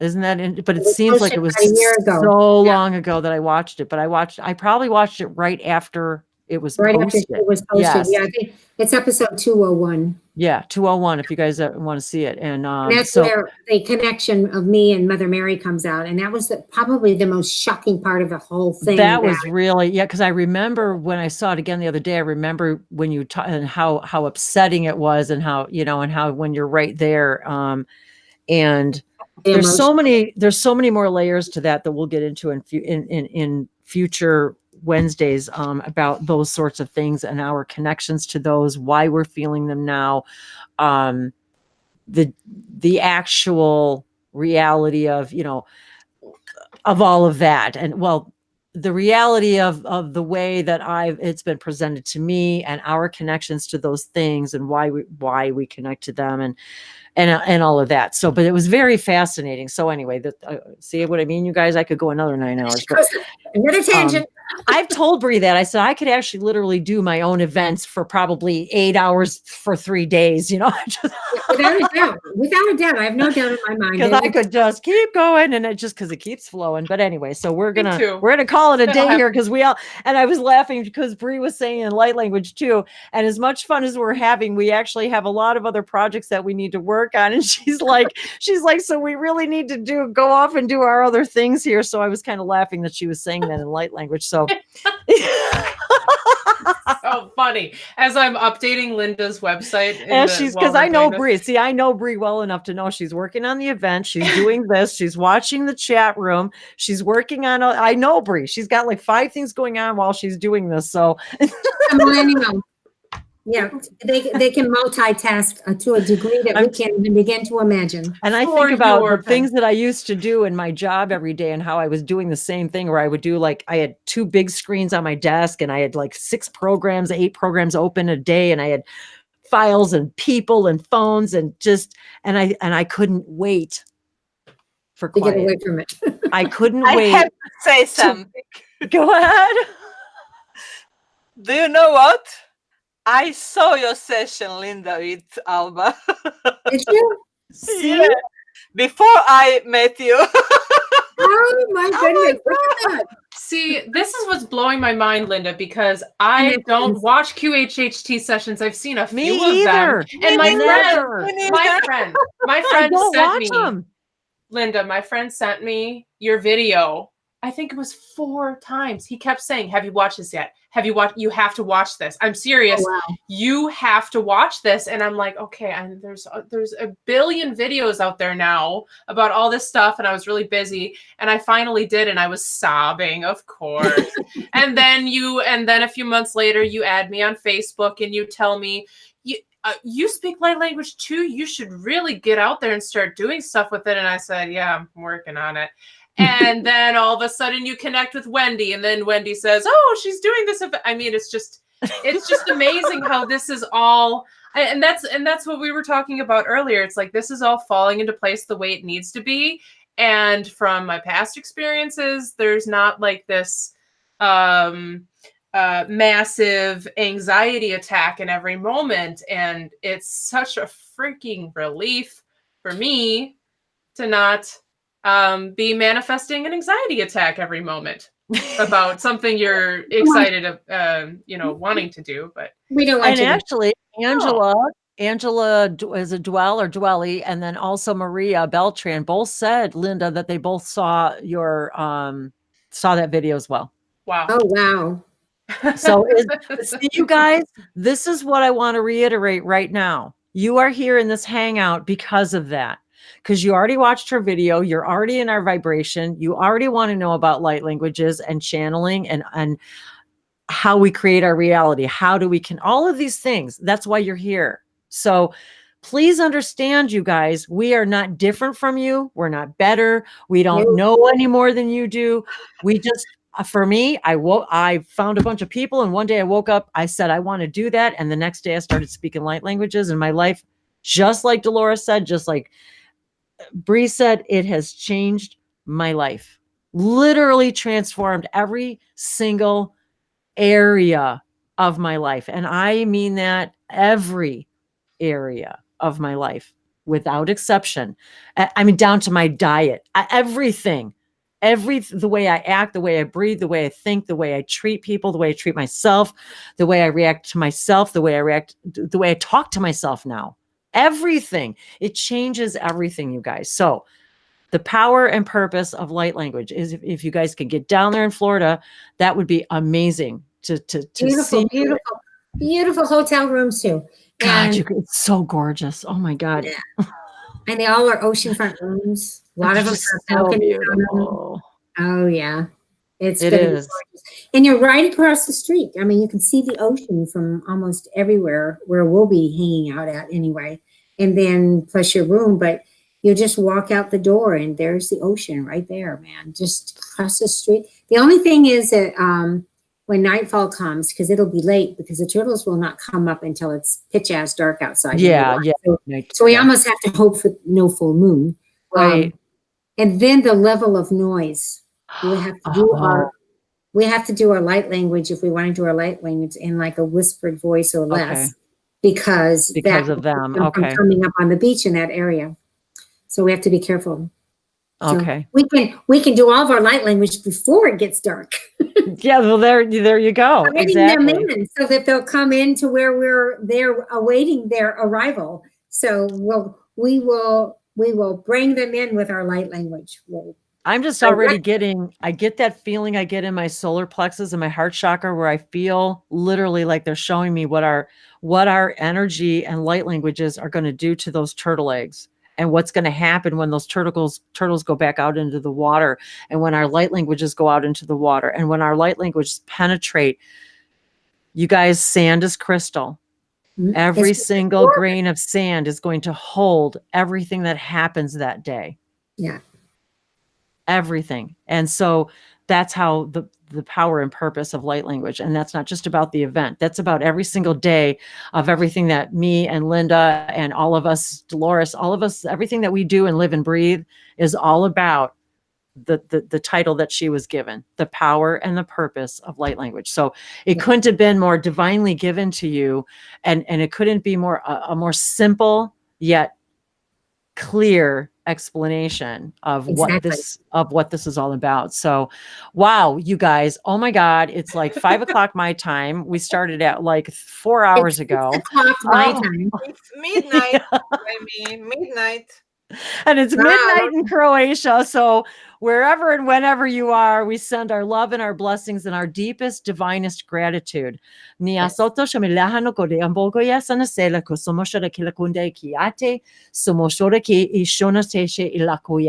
allowing us to share and express and transform and share with you the power and the purpose of light language. Boy, you started something, Linda. You started something. I didn't. My God did. That's right. So thank you all. We're going to go off the air now. Thanks so much for sticking it out. And if you whenever you watch this, this is your time. Oh, and all this time I've been on Linda and I've been talking and I'm like, okay. See my tech stuff. I forget. I'm like, I'm talking. I'm not even on camera. So I see you quite well. So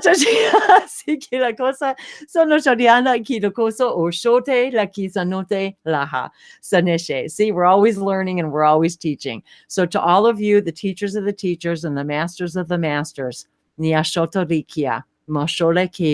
welcome to your family, your tribe, and thank you for following your guides and your guidance here, because our frequency is your frequency. I love you all so much. Thank you, Bree, once again, and Linda and Dolores and all of you for sharing. Much love. Mahita setarakia. Mahaya. Goodbye. Right.